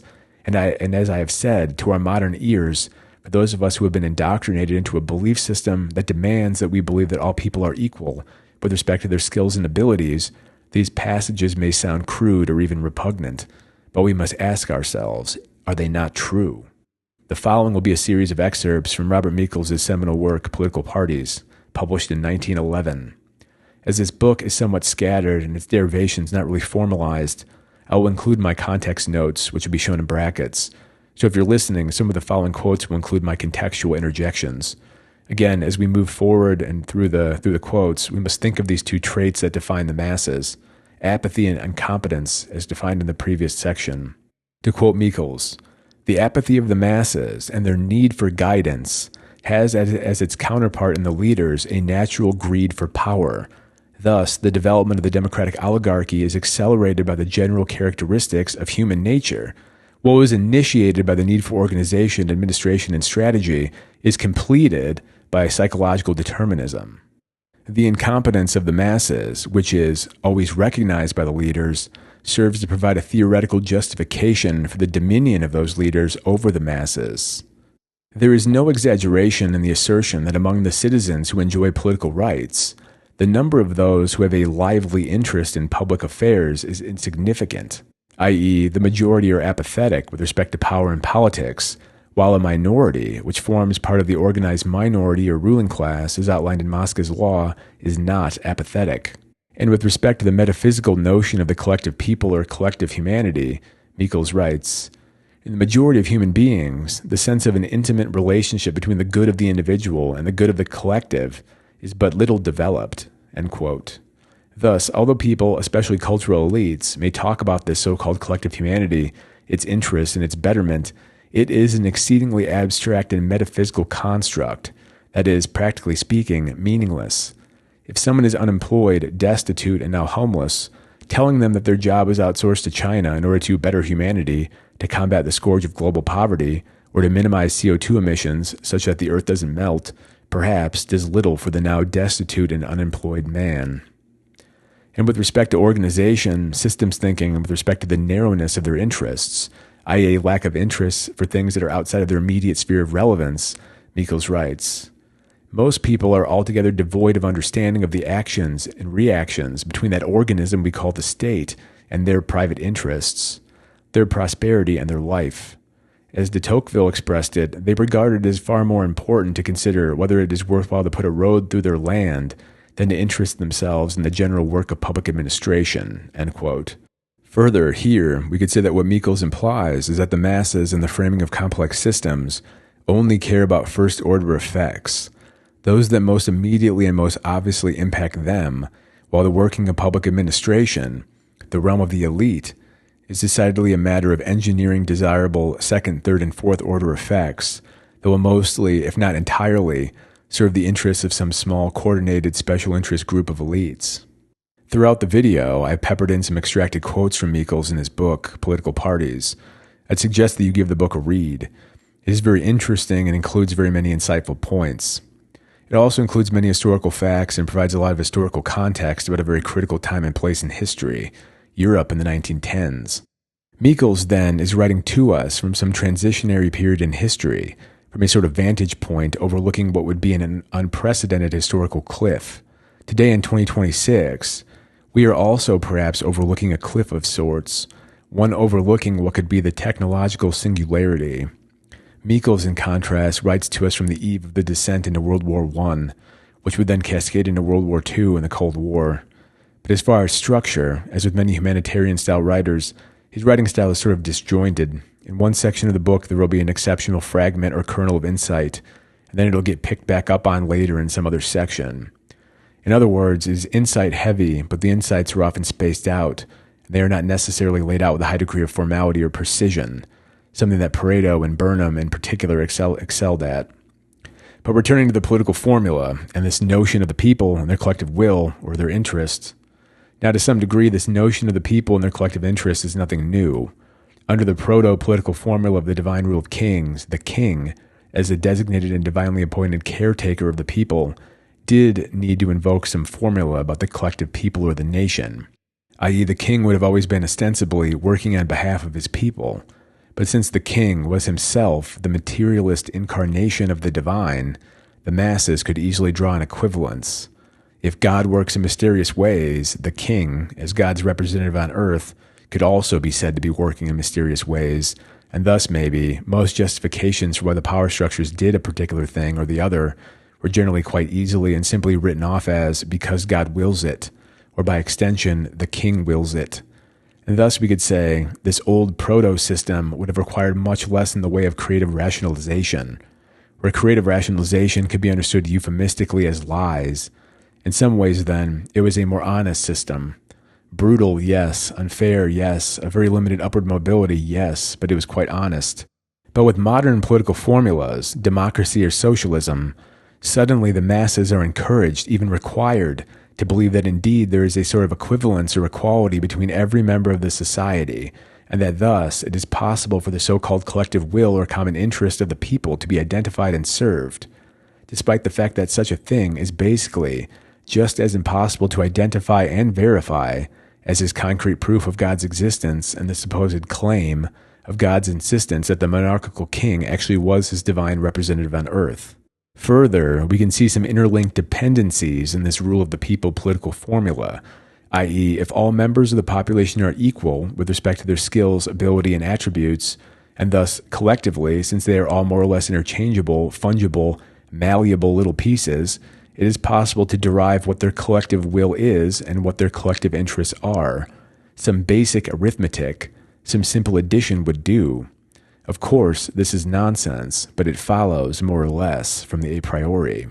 Further, if we understand that the blank slate and the so-called perfectibility of man via education is another mainstay of both liberalism and socialism, we can see that, perhaps, the ruling elite were fairly confident that they could socially and behaviorally engineer the populace, such that their collective will and interest could be cybernetically and incentively aligned with the goal states of the elite-controlled teleocratic state. One fungible token, after all, is no different from the next. And then we could say the sum total of the collective interests of all the little fungible tokens is just some simple arithmetic, a simple sum, or so says neoliberalism, more or less. But of course, I think, anyway, most of us know that humanity and the unique individuals that make up collective humanity are much, much more complex than that.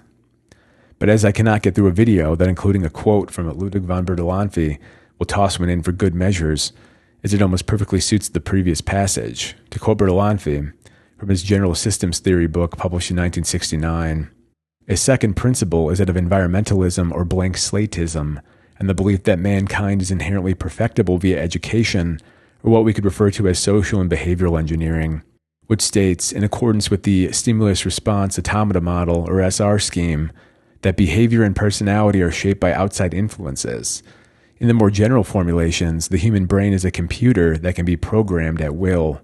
The practical consequence is that human beings are born not only with equal rights, but with equal capabilities. Hence, our almost pathological concern with the abnormal, the mentally ill, and the outright criminal, who by suitable reconditioning should be brought back into the flock, often to the detriment of consideration given to the healthy, normal, or superior. Environmentalism is refuted by the elementary fact that not even fruit flies or Pavlovian dogs are equal, as any student of heredity or behavior should know." End quote.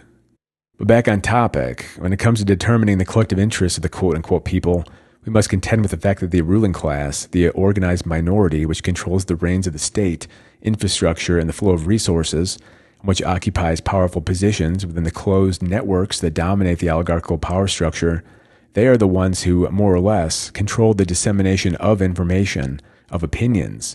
So really, the masses, even if they were capable of identifying their true collective interests, they would either be stymied, because the masses by definition are so numerous that their different discordant factions, of the masses would surely emerge, and thus the collective masses would be divided with respect to identifying some narrow enough set of collective interests or goals to pursue. A chaotic herding cats problem that Mancur Olson meticulously derived in his 1965 book, The Logic of Collective Action, or more perniciously, whatever they, the masses, thought their collective interests were, would have actually been downstream of and derived from the elite-controlled information channels, opinion dissemination apparatus, and the elite network-controlled educational institutions, a sort of chicken or the egg problem at best.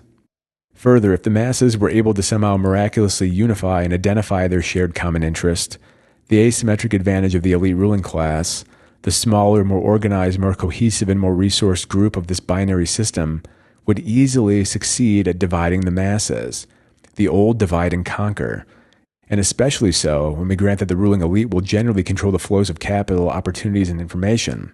The system of incentives, similarly, is elite-controlled, where more or less the system of incentives can be modified and is ultimately derived from some combination of the Treasury and its flow of subsidies and via the legislative and judicial systems, which are all collectively monopoly functions of the state and its bureaucracy.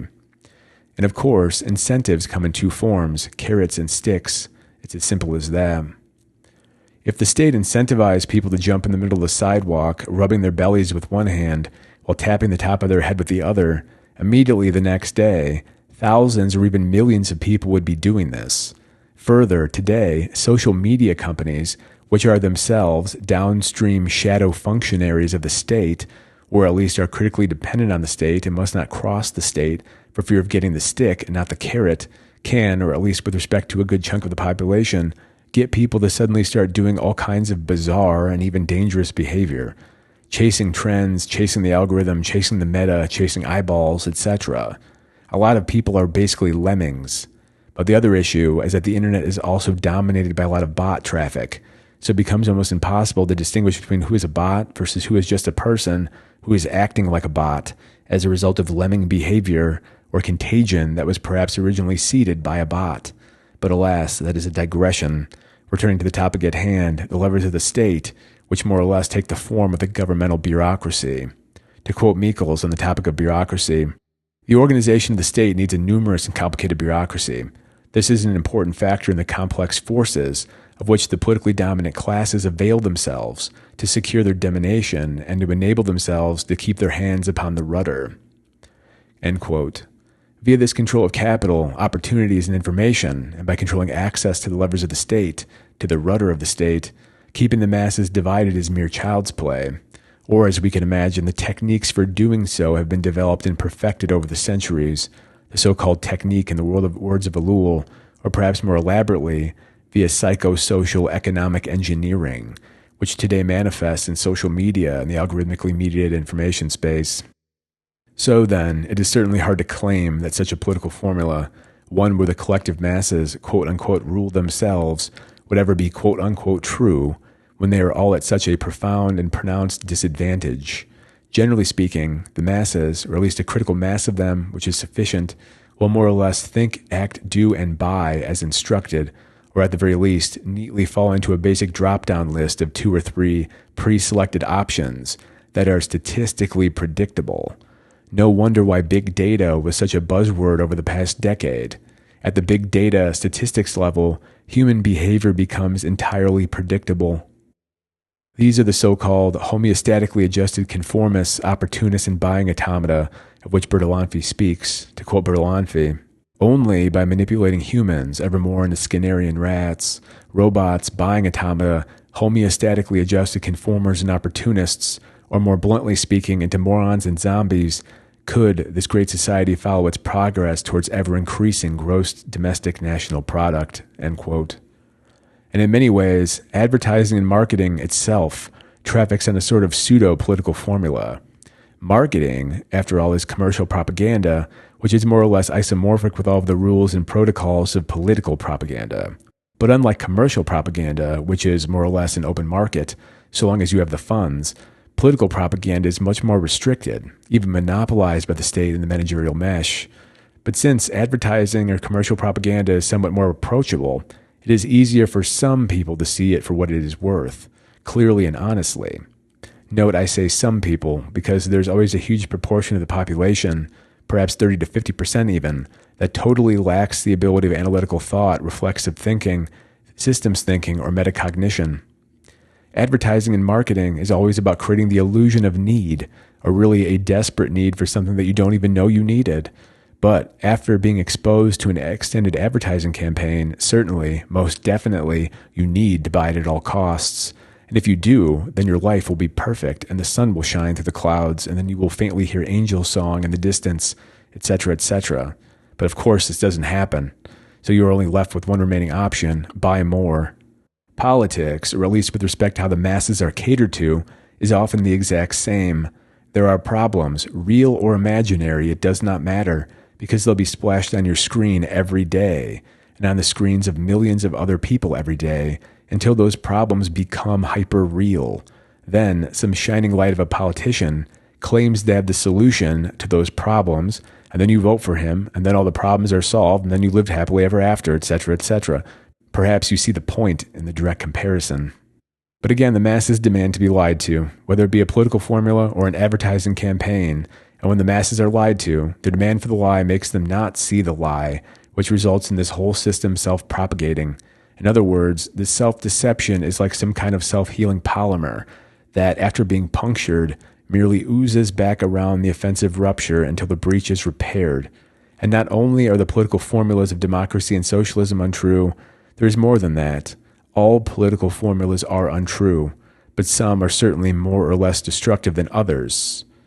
Political formulas also have their place in time, their time under the sun. Specifically, I would say the overall complexity of the system is ultimately what dictates the political formula.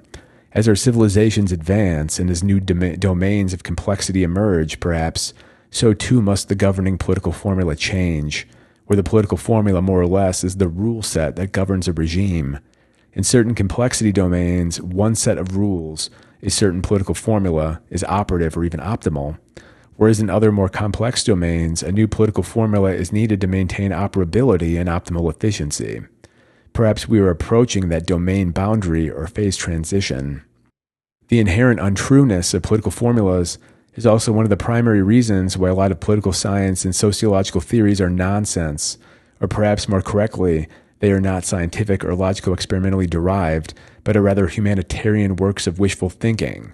Because if that political scientist or theorist who works within the power establishment, within one of its subsystems in academia and government, is funded by either the government or its more delocalized agents, which in our case are corporations, then the individual doing the research or writing is never allowed to question or doubt the political formula itself. In other words, they must always accept the political formula as an unassailable truth, which, in deductive reasoning, when reasoning down from the asserted a priori, of course, if that a priori is false, it necessitates that the whole resulting structure be, to put it mildly, nonsense. And thus, many articles have been written about how to reform our democracy such that it better serves the people. But as mentioned here, this collective people and their collective interests or wills does not exist. And thus, what does not exist cannot be served.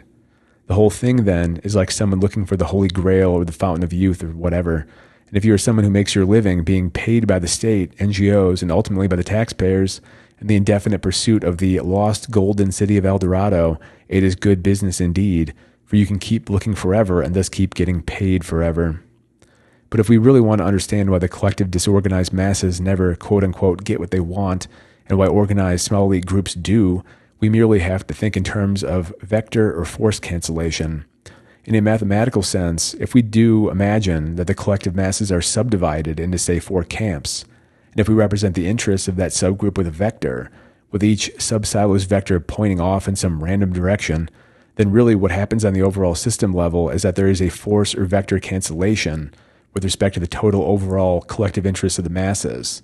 In other words, perhaps, since the masses are like a herd of cats, they simply do not move in any particular direction, while the organized, coordinated, well-resourced, and very focused special interest groups in the elite ruling class do indeed have their total vector coordinated such that it is pointing in a strong direction, or certainly at least in a much more consistent direction and with much more force behind it than whatever the masses are collectively doing or wanting on any given day.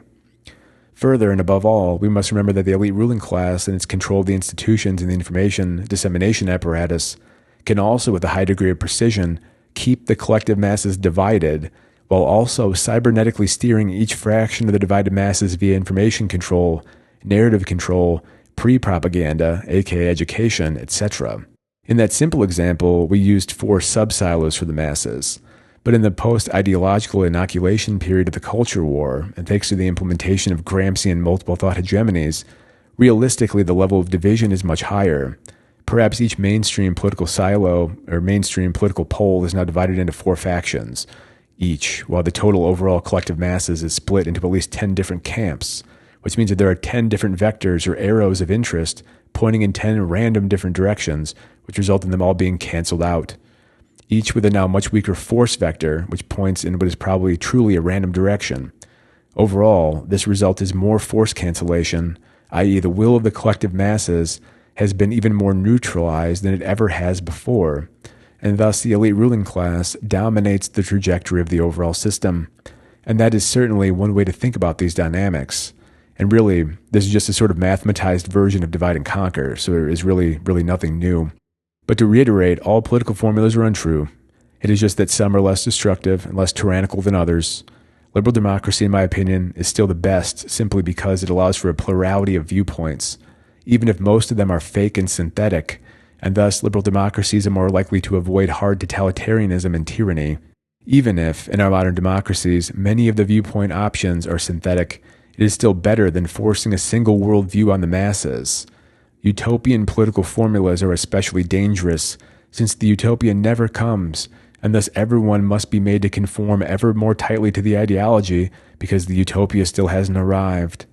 Plus, incredibly narrow and intolerant ideologies lead to a whole host of other problems, one of which is, in Russian, donos, which is the act of informing on a person for something, real or imagined, that did not comport with the narrow tenets required to bring about the coming workers' utopia, such that basically, the accused person got hauled off to a work camp in Siberia, and the sociopathic accuser would be rewarded by the state apparatus.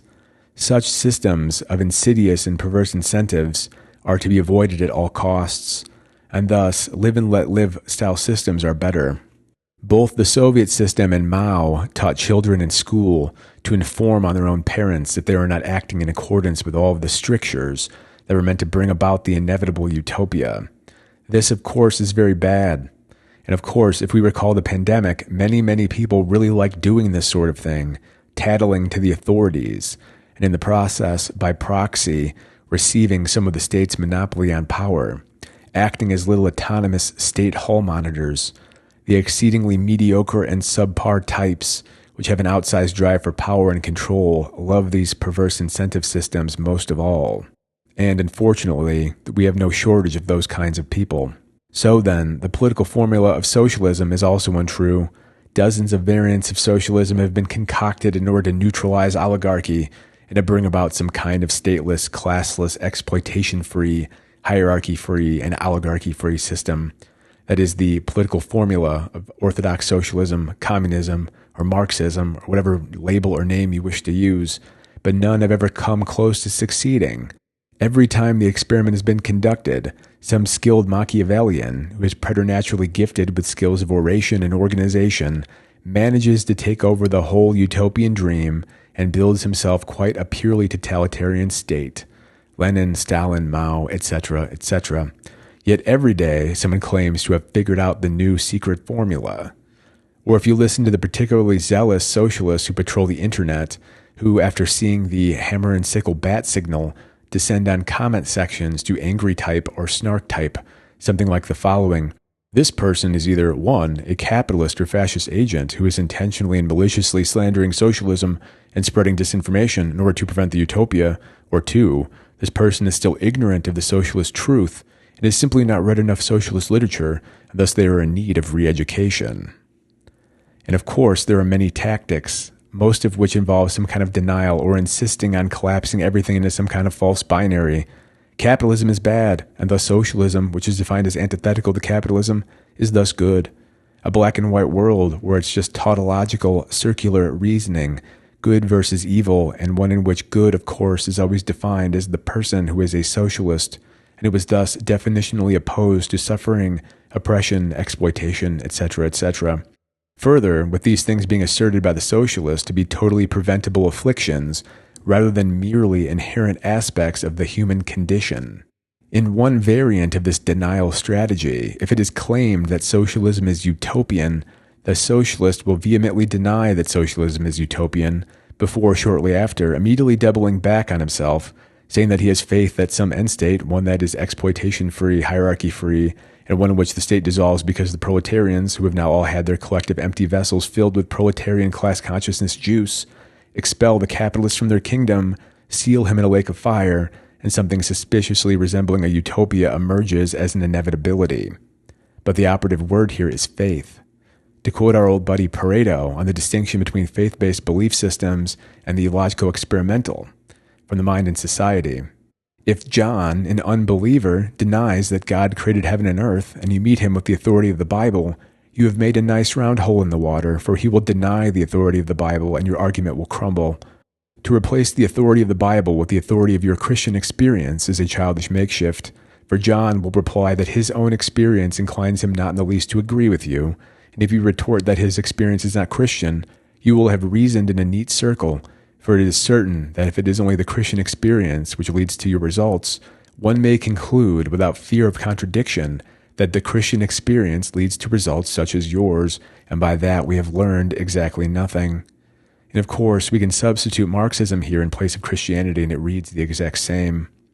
If John, an unbeliever, denies that Marx's post-class, post-hierarchy utopian end state will inevitably arrive on Earth, and you meet him with the authority of the Communist Manifesto and Das Kapital, you have made a nice round hole in the water, for he will deny the authority of the Communist Manifesto and Das Kapital, and your argument will crumble.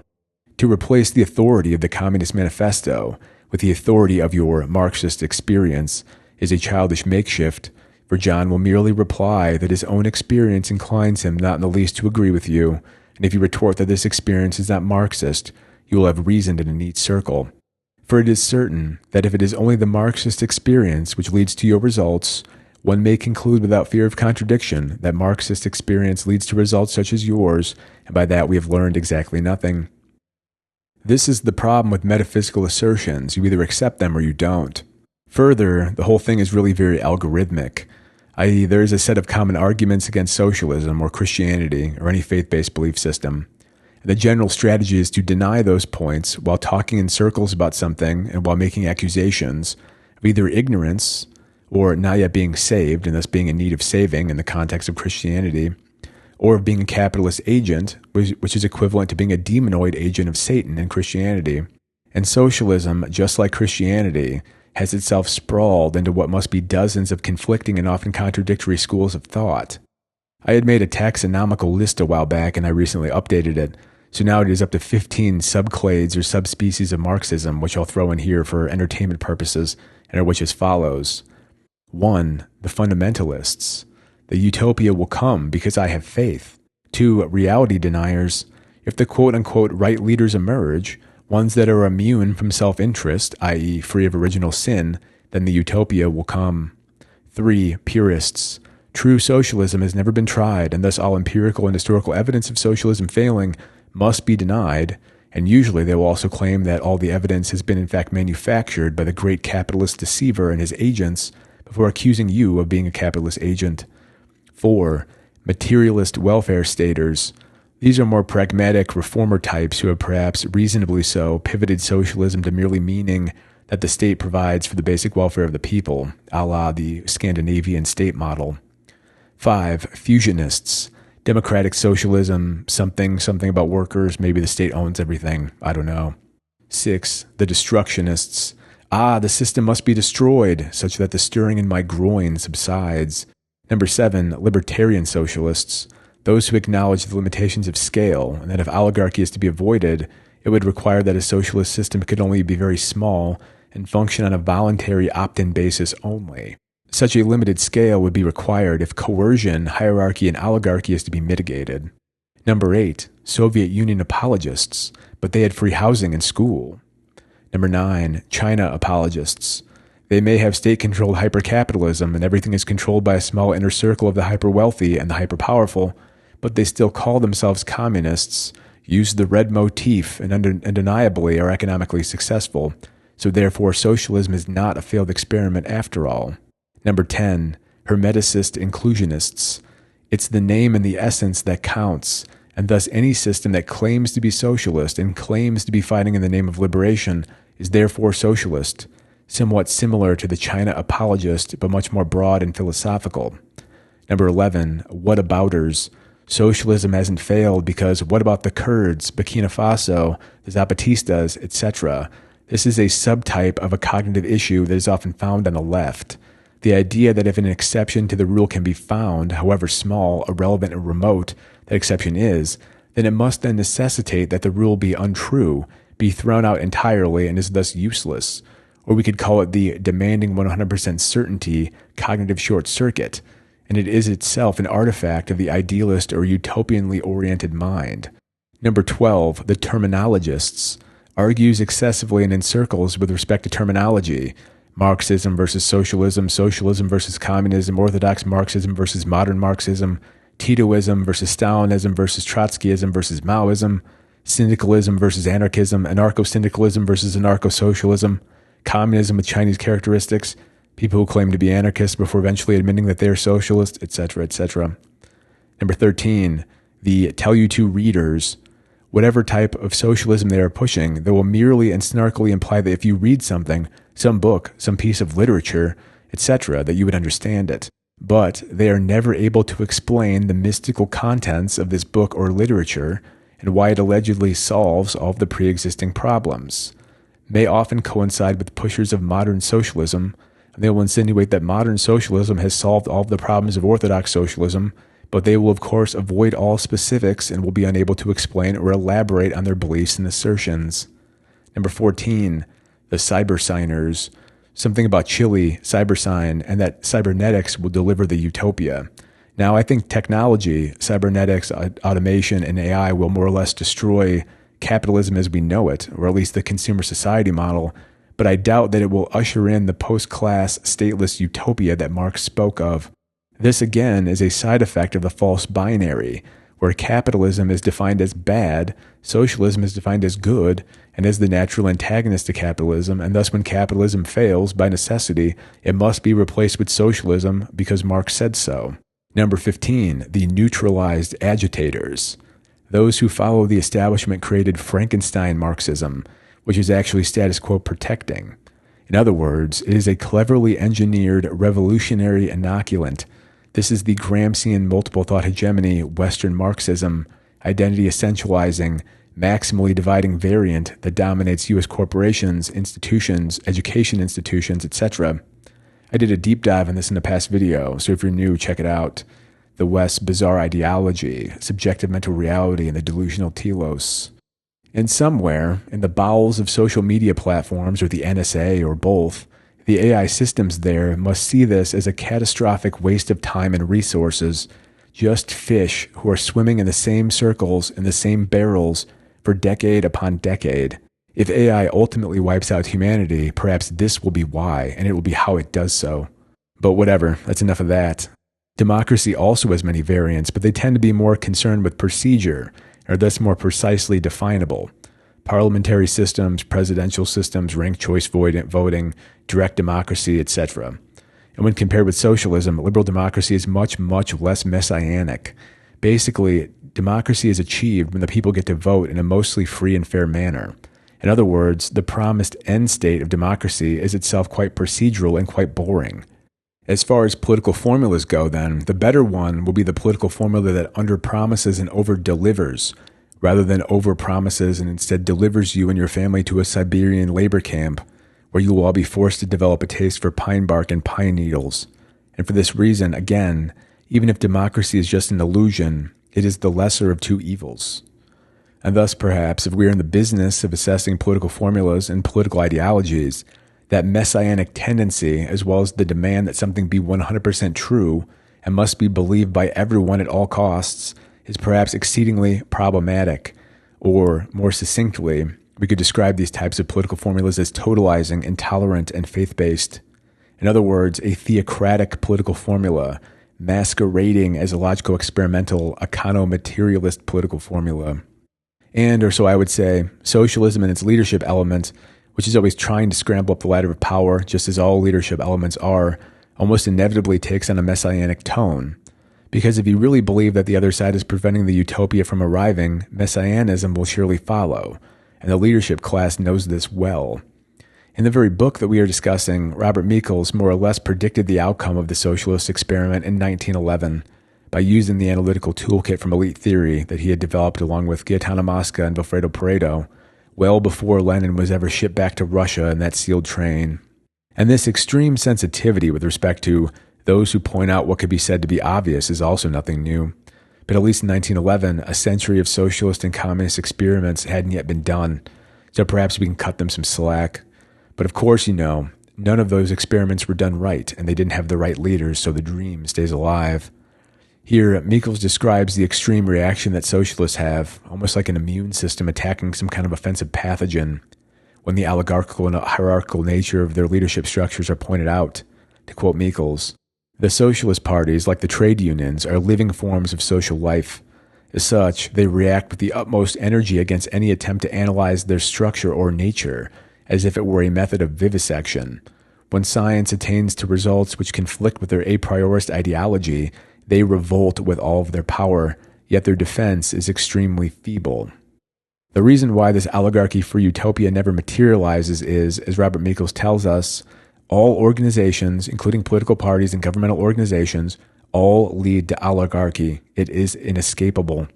The masses, quite simply, cannot rule themselves. Michels goes on, "The objective immaturity of the mass is not a mere transitory phenomenon, which will disappear with the process of democratization and in the aftermath of socialism. On the contrary, it derives from the very nature of the mass as mass.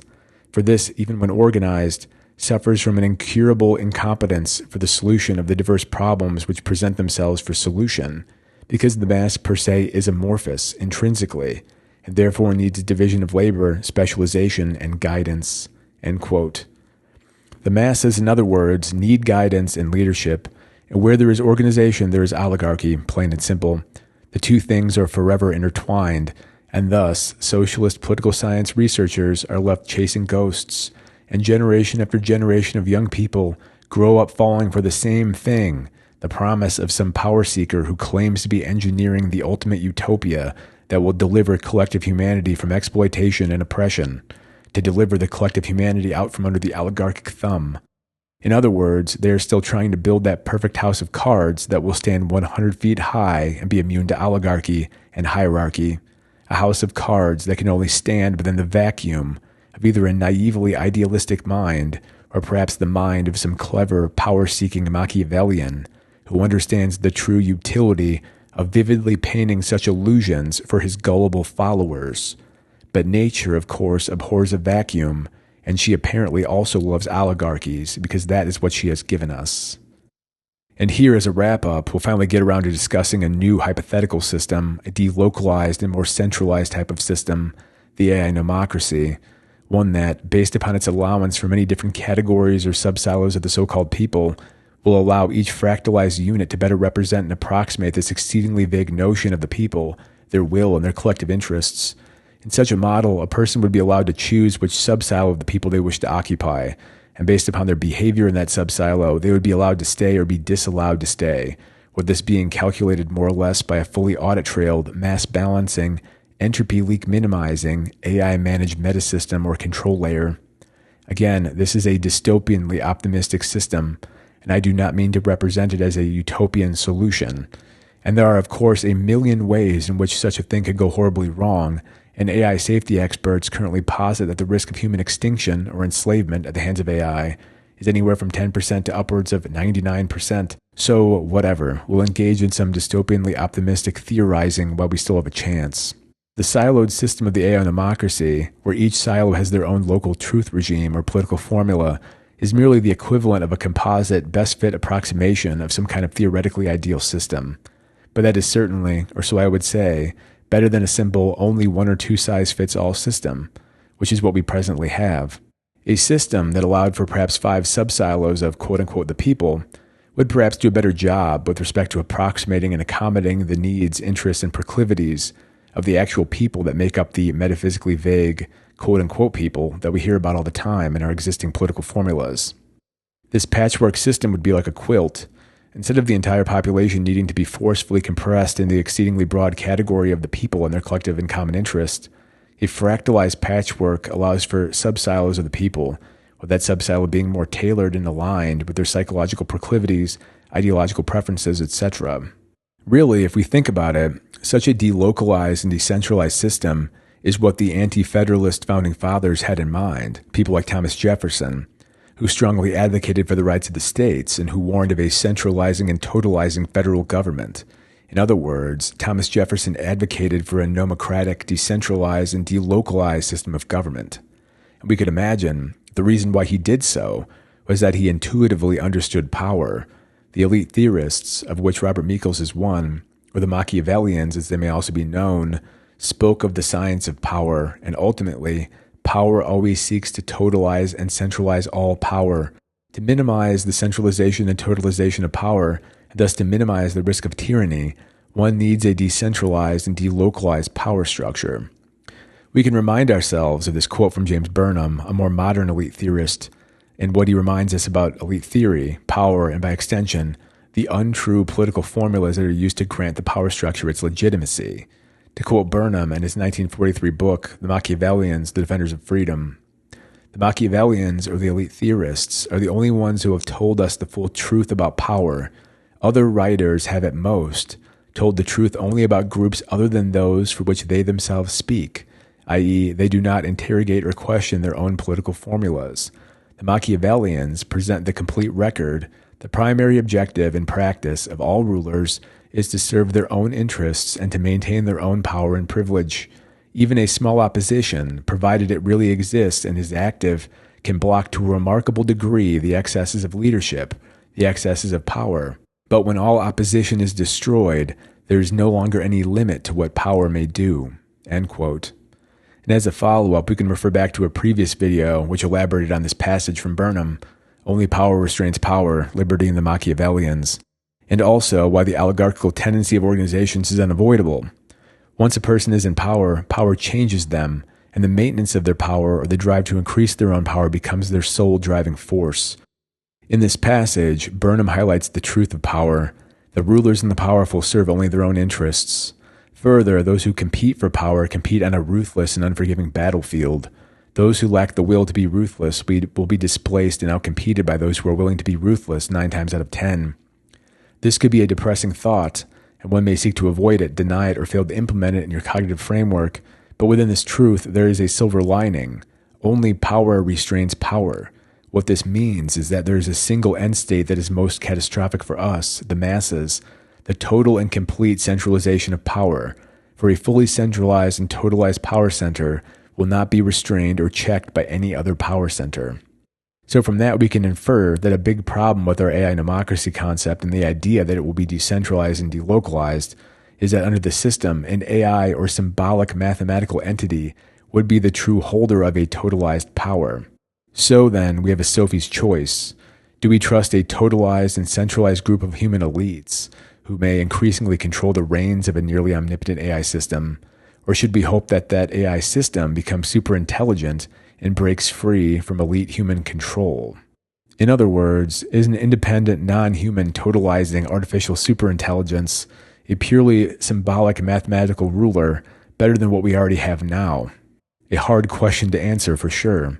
But unfortunately, for us, I think, it'll be one or the other, because under managerialism, the ruling class has already succeeded in centralizing and totalizing power to an almost exceedingly high and terminal degree, and that is more or less on the global level.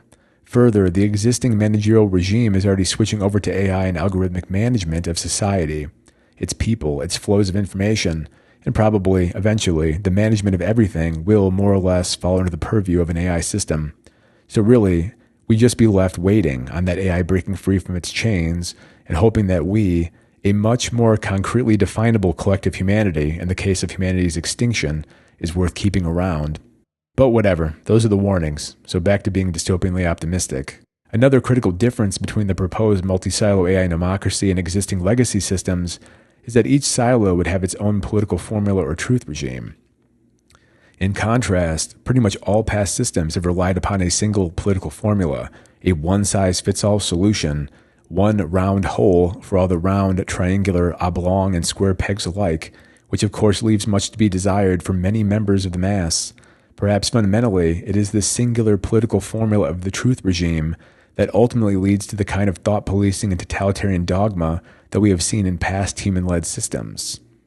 To be fair, the U.S. system does, more than any other system that has ever existed, in my opinion anyway, accommodate an extremely wide array of viewpoints. Further, the U.S. is really a geographic patchwork quilt of many existing cultural and ideological silos.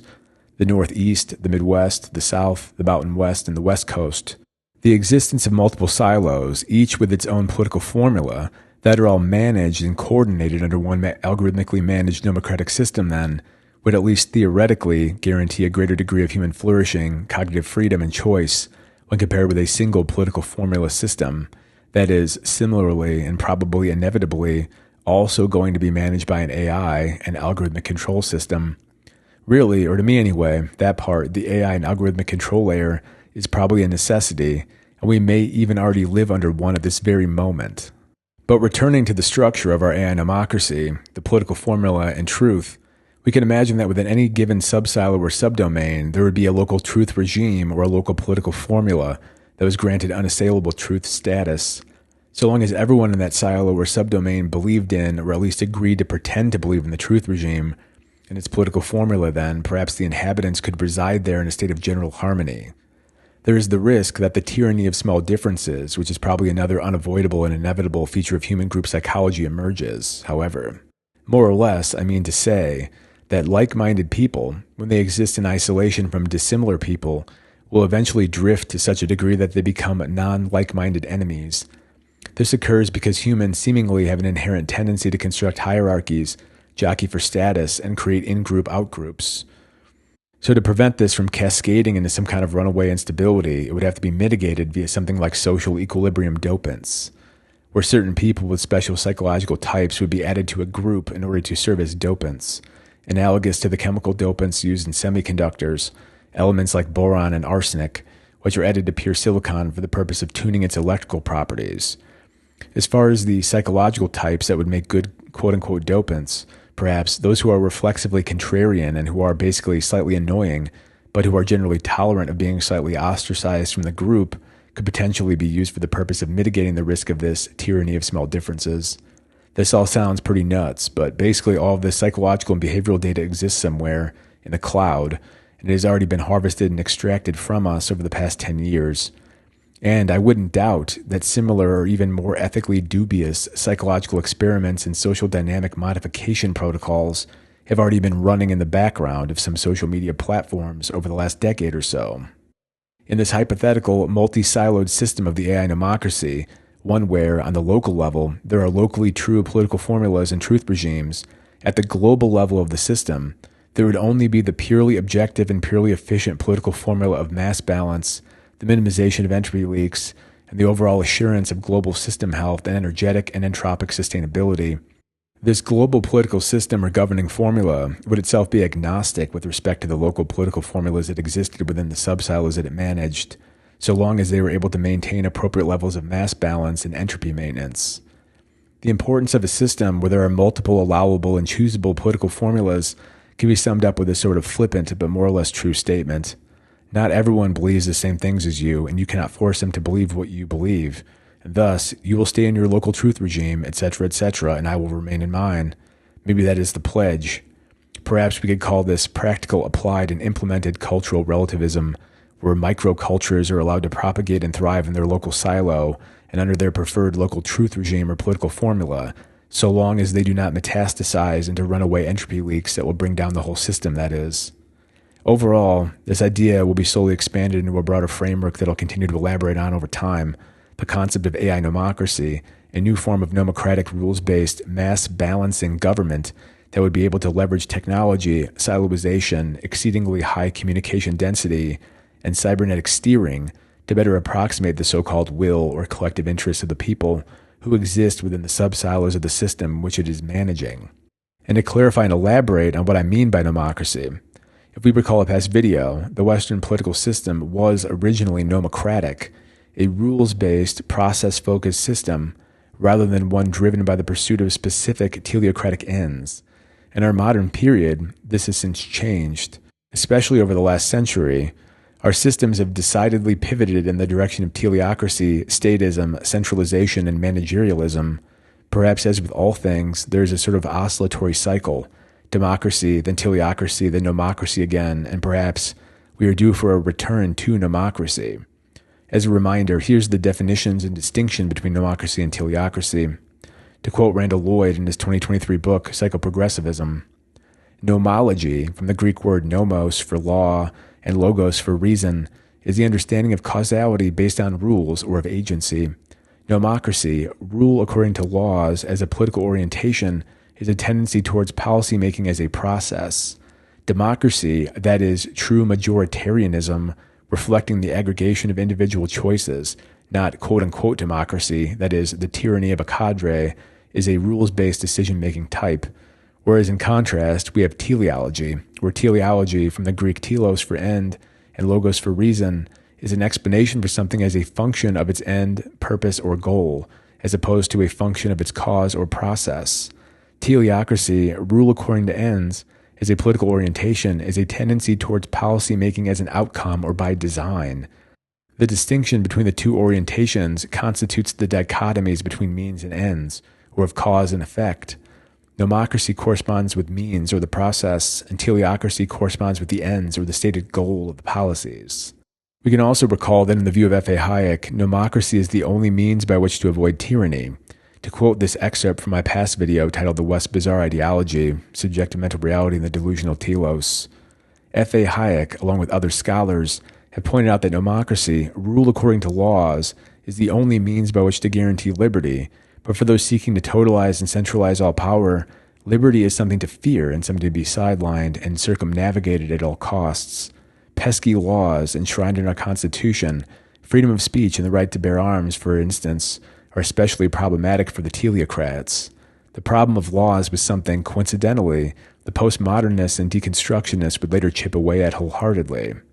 So if we place ourselves back in the 1940s, and in the time in which Burnham was speculating on what ideological direction Western managerialism would head, we can see that the ideological engineers of the past century would have set their sights primarily on destroying our rules-based order and replacing it with something else, a teleocracy, the form preferred by managerialism and by statists. But, or so I would say, our modern form of managerialism, perhaps most of all, seems to excel at engineering and at maximizing the number of entropy leaks in our system. These entropy leaks can be exploited by the managerial elite and those who have access to the managerial mesh.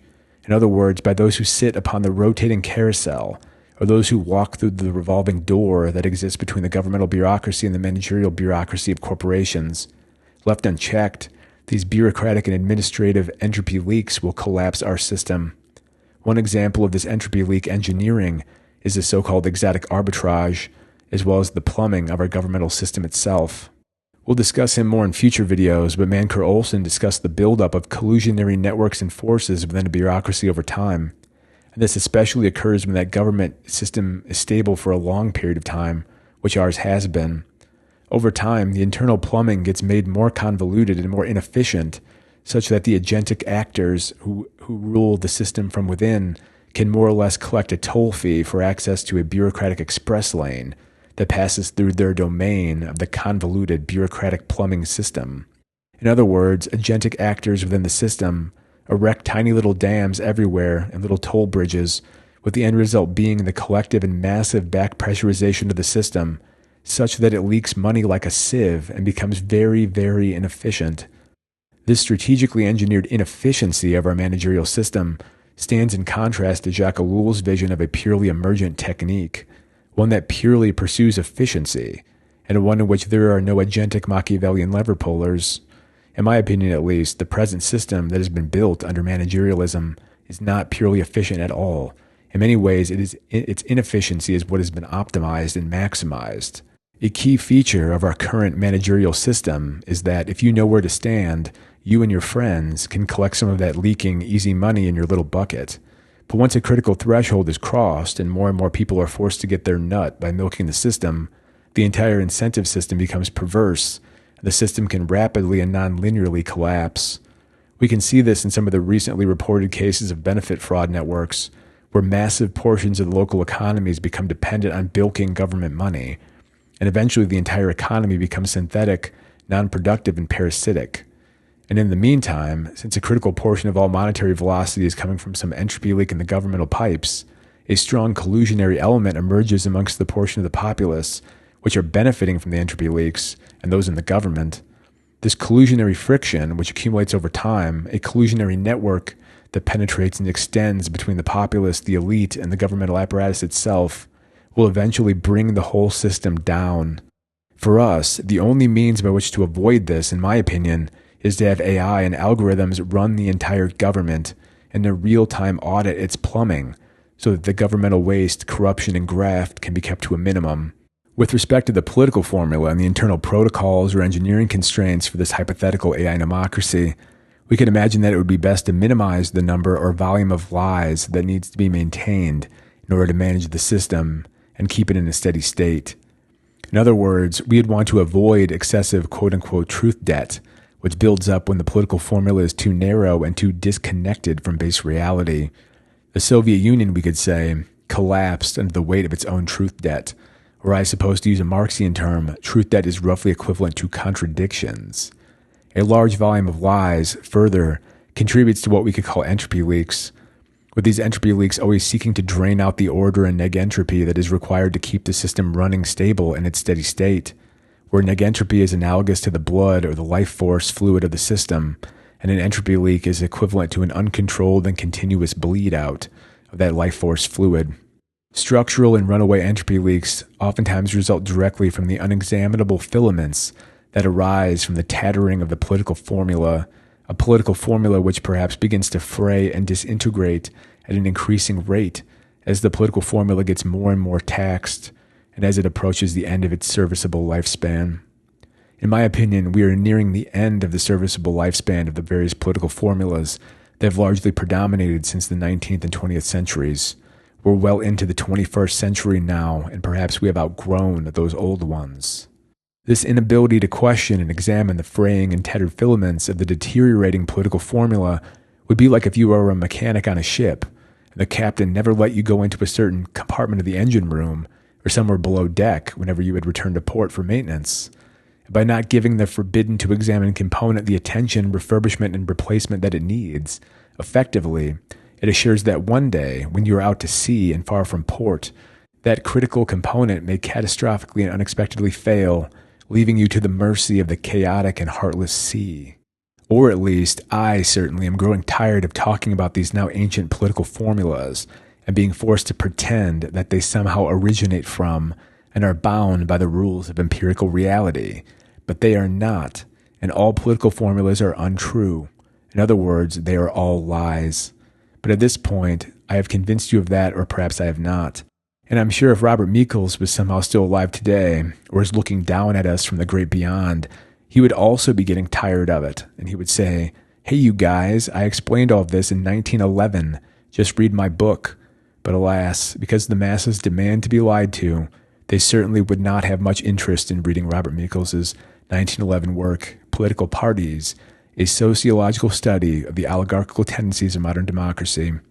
So here we are on the eve of what could be the technological singularity, still swimming in circles in our barrels, waiting to see if AI annihilates us, or if it builds for us a nice enclosure and provides us enrichment, like an animal somewhere in a zoo.